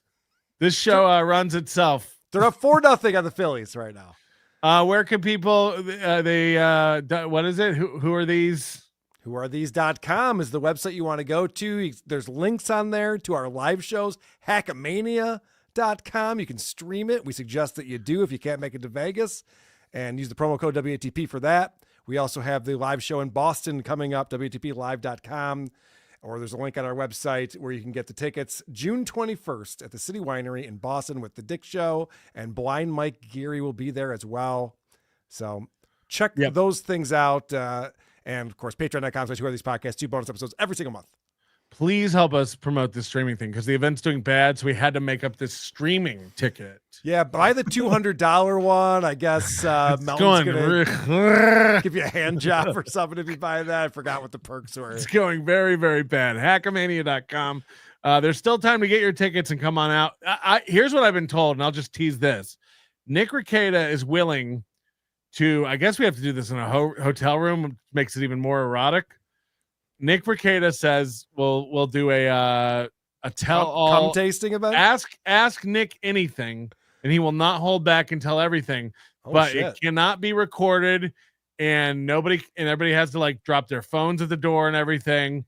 And you're allowed to go out and tell anybody anything he said, but he will deny it all. But he'll tell you anything you want to know, and I think that could be really fun. Yes. Oh, fuck. That's awesome. So maybe like Thursday night, I'm thinking, like after our high roller dinner or whatever, before our Tookie's 1 a.m. White Castle shitting itself episode. I love it. Sounds like we need a label maker to label all the phones that everyone drops at the door. Moody, anything to plug? You're going to be here in a week and a half. Hackamania. No, everybody's going to be here to pet you. You're so short and cute. Let's just stay away from me. Bye, everybody. There's a show in town, it's going down. Every week we're back on solid ground. Steel toe slipping, but we're gripping. Got the tea to spill, it's always flipping. From April's scrimp to Aaron's glee. Oh, this drama's just a spree. Polydrama, legal trauma. Another win, oh, that's the karma. This little piggy went to YouTube. This little piggy's on Rumble now. This little piggy's begging for dollars. And this little piggy's breaking down. Wow, every week we're cabbage flow. Tune in for this little piggy show. From revenge porn to felony, it's a circus, can't you see? The toe is bent, the goal is spent. His empire crumbles, all hell sent. April's playlist on repeat. Aaron's lies we can't defeat. The countdown's on, it won't take long to see this piggy squeal his song. This little piggy went to YouTube. This little piggy's on Rumble now. This little piggy's begging for dollars. And this little piggy's breaking down. Wow, every week we're in cabbage flow. Tune in for this little piggy show. Oh, this little piggy ain't missing a thing. Just sit back, laugh, and watch the king.